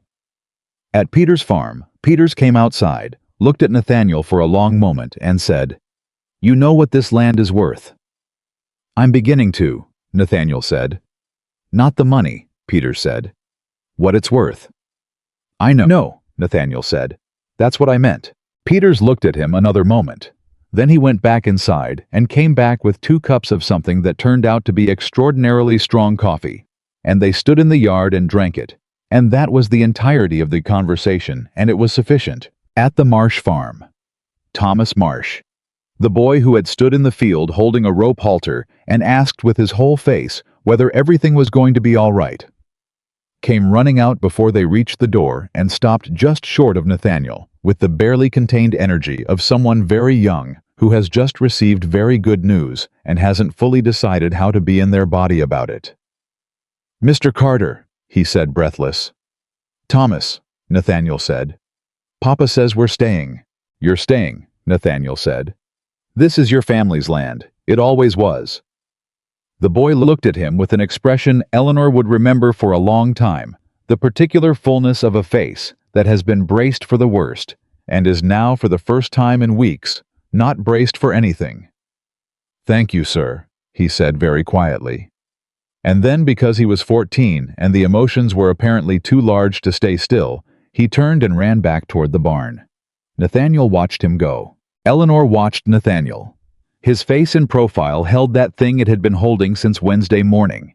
The same thing she'd seen at Dorothy Greer's kitchen table and outside the courthouse and at the boundary wall at 8:45 this morning. It was past the composure and past the management. It was just him with all the distance collapsed. 8 months, he said quietly. "I was here for 8 months, and I didn't know any of their names." "You know them now," Eleanor said, "because you made me learn them." She shook her head. "I gave you reason to. You did the learning." He looked at her then directly with no deflection. "There is a difference," he said, "between knowing something intellectually, knowing that this land has people on it, that those people have lives, that their lives are connected to the health of this place, and actually knowing it, actually standing in it." He paused. "I knew it intellectually when I came back. My father had always said it. He believed it." Another pause. "I believe it now for a different reason." "What reason?" "Because I watched you believe it first," he said. 4 days ago at that stream, kneeling in the grass with your father's map and a measuring line, and not a single person in Willow Creek willing to walk through that wall with you." He held her gaze. "You believed it was worth crossing for. So I looked at what you were crossing to find." Eleanor was quiet for a moment. The Marsh farm was behind them. The July afternoon was full and warm around them. Somewhere in the barn, Thomas Marsh was doing whatever boys did in barns when the news was good. "Mr. Carter," Eleanor said carefully. "Nathaniel," he said. She looked at him. "My name," he said. "It's Nathaniel. You've been calling me Mr. Carter for 4 days, and every time I have to remind myself that's who you mean." "It's appropriate. It's formal," he said. "We have measured fence corners together. You confronted my estate manager in front of witnesses on my behalf. You wrote a 40-page technical summary overnight and defended it before a county judge without notes." A pause. "I think we are past the point where Mr. Carter is doing useful work." Eleanor looked at him for a moment longer than she meant to. "Nathaniel," she said. Something shifted in his face. Small, immediate, unguarded. "Eleanor," he said, and that was all. No declaration, no move toward her, Nothing that would have required her to respond to something she wasn't ready to respond to. Just the plain weight of two names exchanged between two people who had earned the right to them over 4 days of hard work and harder honesty. She looked away first. "We should finish the visits," she said. "Yes," he said. "We should." They turned back toward the next parcel. The formal survey took 26 days. The court-appointed surveyor, a methodical man from the next county, named Clark, went out to the eastern parcels on the 1st of August and spent the better part of 3 weeks doing what Eleanor had done in a single long day, but with official instruments and a licensed assistant and the full weight of county authority behind every measurement he made. He confirmed every single one of Eleanor's figures, not approximately, not within acceptable survey error. Every coordinate, every boundary corner, every distance between markers matched Thomas Whitfield's 1809 records and contradicted Whitmore's documents so thoroughly that Clark, presenting his findings to Judge Harlan on the 27th of August, used the word fabrication in his official report. A word that carried legal weight, that meant something specific in a court of law, and that landed in the hearing room with the quiet finality of a door closing. Eleanor was there for the presentation. She sat beside Aldrich in the second row of the gallery with her father's survey folded in her satchel, and she listened to Clark read out the measurements one by one, and felt each confirmation settle into her like something being built. Afterward, outside, Aldrich said to her, "You know, officially Clark gets the credit." "Clark did an excellent job," Eleanor said. "He confirmed your work to within 5 inches across 147 measurements," Aldrich said, "in 26 days with full equipment and an assistant." He looked at her over his spectacles. "You did it in 1 day with a measuring line and a dead man's map." "My father's instruments were very good," Eleanor said. Aldrich made the sound he made when something was better than he expected. Indeed they were. The criminal charges against Charles Whitmore were filed formally on the 5th of September. He had retained a solicitor from Richmond, a different one from the sharp-faced young man who had appeared at Dorothy Greer's door, and his legal position, from what Aldrich reported to Eleanor, was the position of a man attempting to minimize rather than defend. He was not claiming innocence. He was claiming that the estate had benefited from his management in other ways, that his decisions had been made in what he believed to be the estate's best interest, that the boundary adjustments had been intended to rationalize conflicting historic claims, rather than to defraud specific families. No one who had sat in Dorothy Greer's kitchen believed a word of it. The formal proceedings would take months. That was how courts worked. Eleanor understood this, had understood it from the beginning, and she had made her peace with the long tail of legal process by focusing on what was settled. The families were on their land, the boundaries were confirmed, and the document that had threatened all of it had been exposed in open court as a fabrication. The rest was the work of time and process. She could wait for time and process. She had spent her whole life learning from a man who believed that the truth was patient and that the land would tell it eventually. On the 14th of September, Nathaniel Carter came to the Whitfield house. He knocked. Ruth answered. Eleanor heard her aunt say something brief in the hallway, and then call up the stairs with a neutrality so absolute it was almost theatrical. Eleanor came down. Howe was standing in the small front room with his hat in his hands, and the hat-in-hands quality of it was so different from the composed, contained man she'd met at that stream in July that she felt something shift in her chest in a way that was becoming familiar, and that she was running out of reasons to keep pushing away. "I'd like to show you something," he said. "What?" "The eastern parcels." He held her gaze. "All of them. The way they look in September." A pause. "I've been walking them since August. I go out most mornings now. I've been learning the actual shape of the land, the water table, the old growth stands. The places my father must have known when he was young and that Whitmore was planning to clear for the Hale settlement." He paused. "I found a stand of trees in the northeastern corner that I don't think anyone has properly documented. Old oaks. I don't know how old. I thought—" He stopped.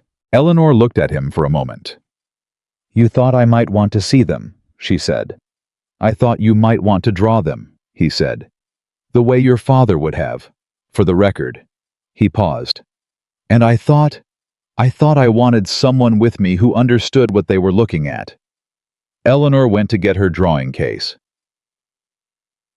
The oaks were magnificent. She knew it without being told the moment she saw them, the particular age of them written in the spread and scale and texture of old bark, the way old trees wrote their history in their bodies. Her father would have knelt in the grass and stayed for hours. She nearly did. She sketched for a long time.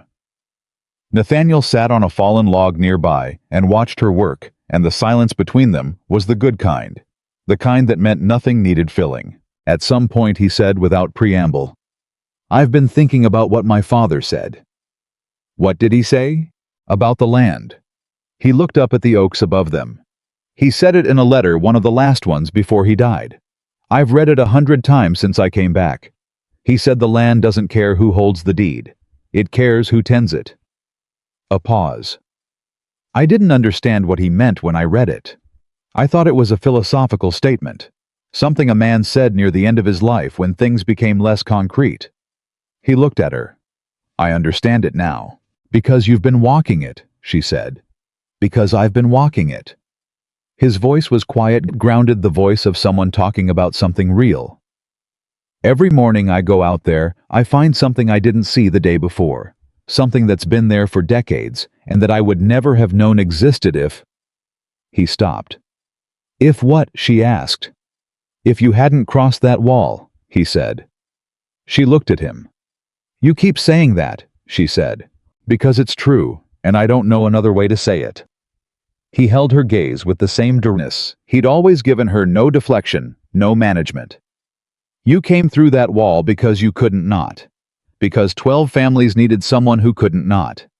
And everything that's happened since the injunction, the survey, the charges against Whitmore, me learning the name of every family on this land, all of it started when you climbed over one stone wall with a measuring line and your father's map.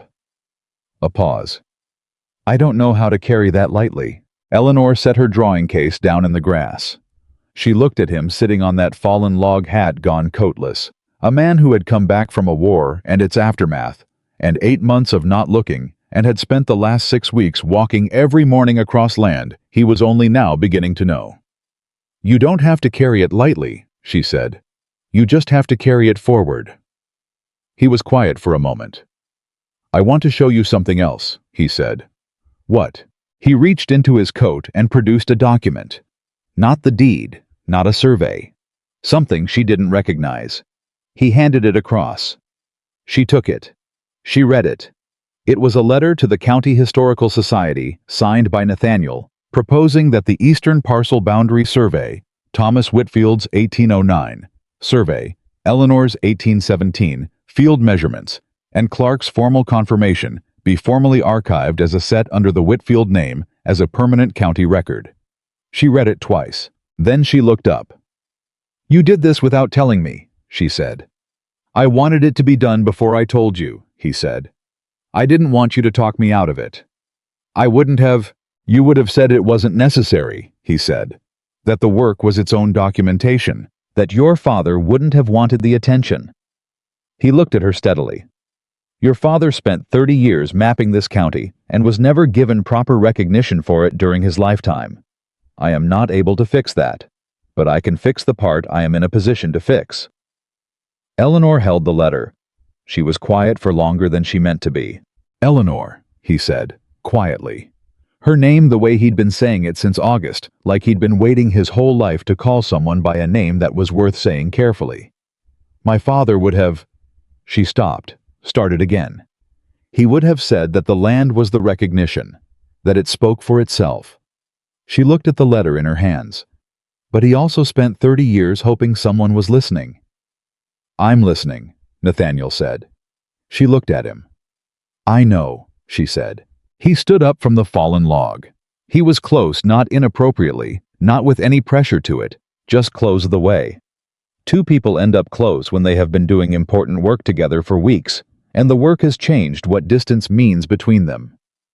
I would like to continue walking this land, he said, and I would like to continue walking it with you, not as a legal matter, not as a surveying matter. He paused. As a daily matter, Eleanor looked at him for a long moment. "A daily matter," she said. "Every morning, if you're willing." His voice was steady, but she could hear what was underneath the steadiness. The same thing she'd heard under the composure in the hall of Carter House when she'd laid her father's map on his table. Something genuinely uncertain. Something that was asking and knew it was asking. "I am not accustomed to asking for things I'm not certain of receiving," he said. "But I find in this particular case that the uncertainty is acceptable." Eleanor looked at those great old oaks above them. She thought about her father lifting her over the boundary wall when she was 6 years old. "Look at that, Ellie. That's what this county could be." She thought about the measuring line in her hands in the early morning dark and 12 families and a stone wall and one very stubborn decision. She thought about 4 days in July that had changed the shape of everything she understood about what a person could do when they decided to cross the distance between where they were standing and where they needed to be. She picked up her drawing case. "I'll be at the boundary wall at sunrise," she said. Something happened in his face that she had never seen there before. Uncomplicated, unmanaged, the pure and simple expression of a man who has been holding his breath and has just remembered how to stop. "I'll be there at sunrise," he said. She smiled. Then the first real, full smile she had given him in all the weeks they'd known each other, the kind that she usually kept for her father's journals and her aunt's terrible jokes and the particular angle of morning light through a sycamore canopy.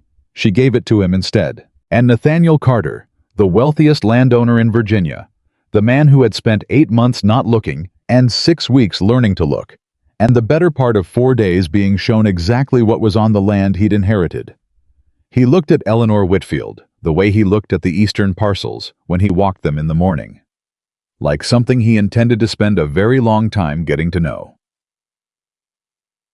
The seasons turned. September gave way to October, and the eastern parcels blazed and cooled, and the families brought in their harvests and put their fields to rest, and the legal machinery of the county ground slowly through the Whitmore proceedings, in the way that legal machinery always did, deliberately impersonally, with the long patience of a system that had seen worse and would see worse again, and was simply working through what was in front of it. On the 22nd of October, Charles Whitmore was formally found liable for fraud and falsification of estate documents. The judgment included full restitution of any rent overpayments extracted from the 12 families under the false boundary scheme. It included a permanent bar from practicing as an estate manager or legal agent in the county. It did not include imprisonment. The judge in the end cited Whitmore's age and the circumstantial complexity of his position, and sentenced him to restitution and removal instead. Eleanor read the judgment in Aldrich's office with Nathaniel beside her and Aldrich across the desk, and she sat with it for a long time before she said what she was thinking. "He should have done more time," she said. "Yes," Aldrich said. "He should have." "But the families are whole," she said. "The boundaries are confirmed. The records are clean." "They are," Aldrich said. She set the judgment down. "Then it's enough," she said. "It has to be enough." Nathaniel looked at her. She could feel it without turning her head, that quality of attention, that looking. "Is it enough?" he asked. Not challenging, genuinely asking. She thought about Dorothy Greer sitting at her kitchen table for 40 minutes, talking about 31 years of land and love. She thought about Thomas Marsh running toward the barn with news too good to stay still for. She thought about Margaret Henderson's youngest son, who had a name now, William.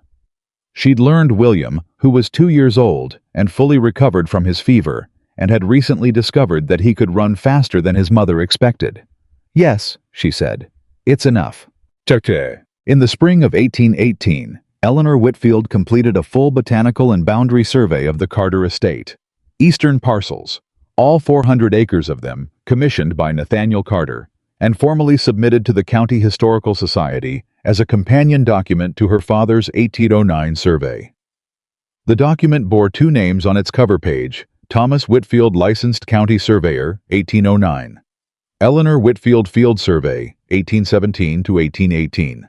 Side by side. The Historical Society's record keeper, an elderly man named Abbott, who had known Eleanor's father, received the document with both hands and looked at the names for a long time before he said, "Your father was the finest surveyor this county ever had, Miss Whitfield." He was, Eleanor said. This document suggests the ability runs in the family. She smiled. He taught me well. Abbott looked at the names one more time. He would have been very proud, he said. He would have been pleased the land was documented correctly, Eleanor said. That was always his measure of a good survey. She paused. It was mine too. On the morning of the 1st of April, 1818, Eleanor Whitfield crossed the eastern boundary wall of the Carter estate, as she had done every morning since September, with her drawing case and her journal, and the particular alertness of a person who has learned that looking carefully at a thing reveals more each time you look. She found Nathaniel already at the old oak stand. Their oak stand, as she had come to think of it without ever saying so out loud, sitting on the fallen log, with 2 cups of coffee and a letter in his hand that he was reading with an expression she had learned over 8 months of mornings to read accurately. Concerned. Working through something. She sat down beside him. He handed her a cup without looking up. She waited. Aldrich wants to know, he said finally, whether I've given thought to the formal documentation of the estate boundaries going forward. Now that the court review is complete. Now that the legal matters are settled. He lowered the letter. He's recommending I retain a licensed county surveyor on a regular basis to maintain accurate records. That's sensible, Eleanor said. He's also recommending, Nathaniel said, given the complexity of the eastern parcel history and the importance of continuity in the record. He's recommending that the surveyor be someone already familiar with the land. He looked at her sideways. He mentioned you specifically. Eleanor held her coffee cup in both hands. I'm not licensed, she said. Clark will co-sign, Nathaniel said. He said so already.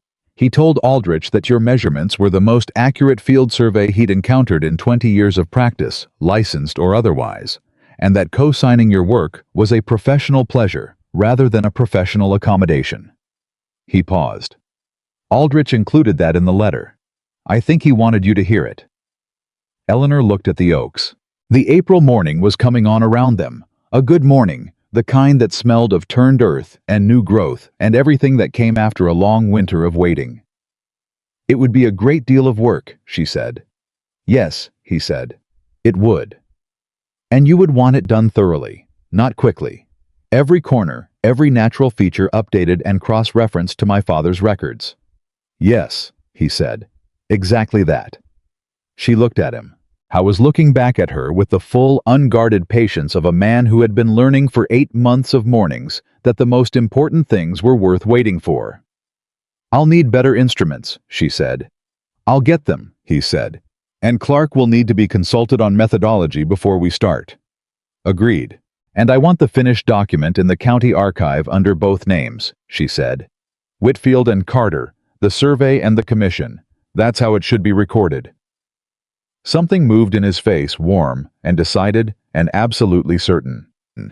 That, he said quietly, is exactly how it should be recorded. Eleanor looked at the great old oaks, standing in the April morning, older than anyone who would ever read the document she was going to write, older than the boundary disputes, and the forged papers, and the courtroom arguments, and all the human noise of ownership and claim.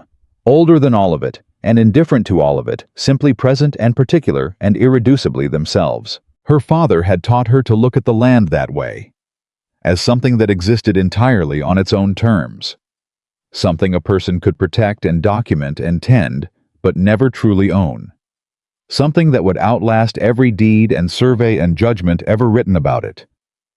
She picked up her drawing case. She opened it. She began to draw. And this land, this particular 400 acres of Virginia, that 12 families had worked and loved and nearly lost, that one man was learning to see clearly for the first time, that one woman had crossed a stone wall at sunrise to defend this land, remembered everything, every root and stone and waterway. Every morning 2 people had walked it side by side, learning its shape together. Every name that had ever been spoken on it with love or grief, or the stubborn hope that tomorrow the ground would still be there to stand on. The land remembered, and the people who had loved it well, they were remembered too.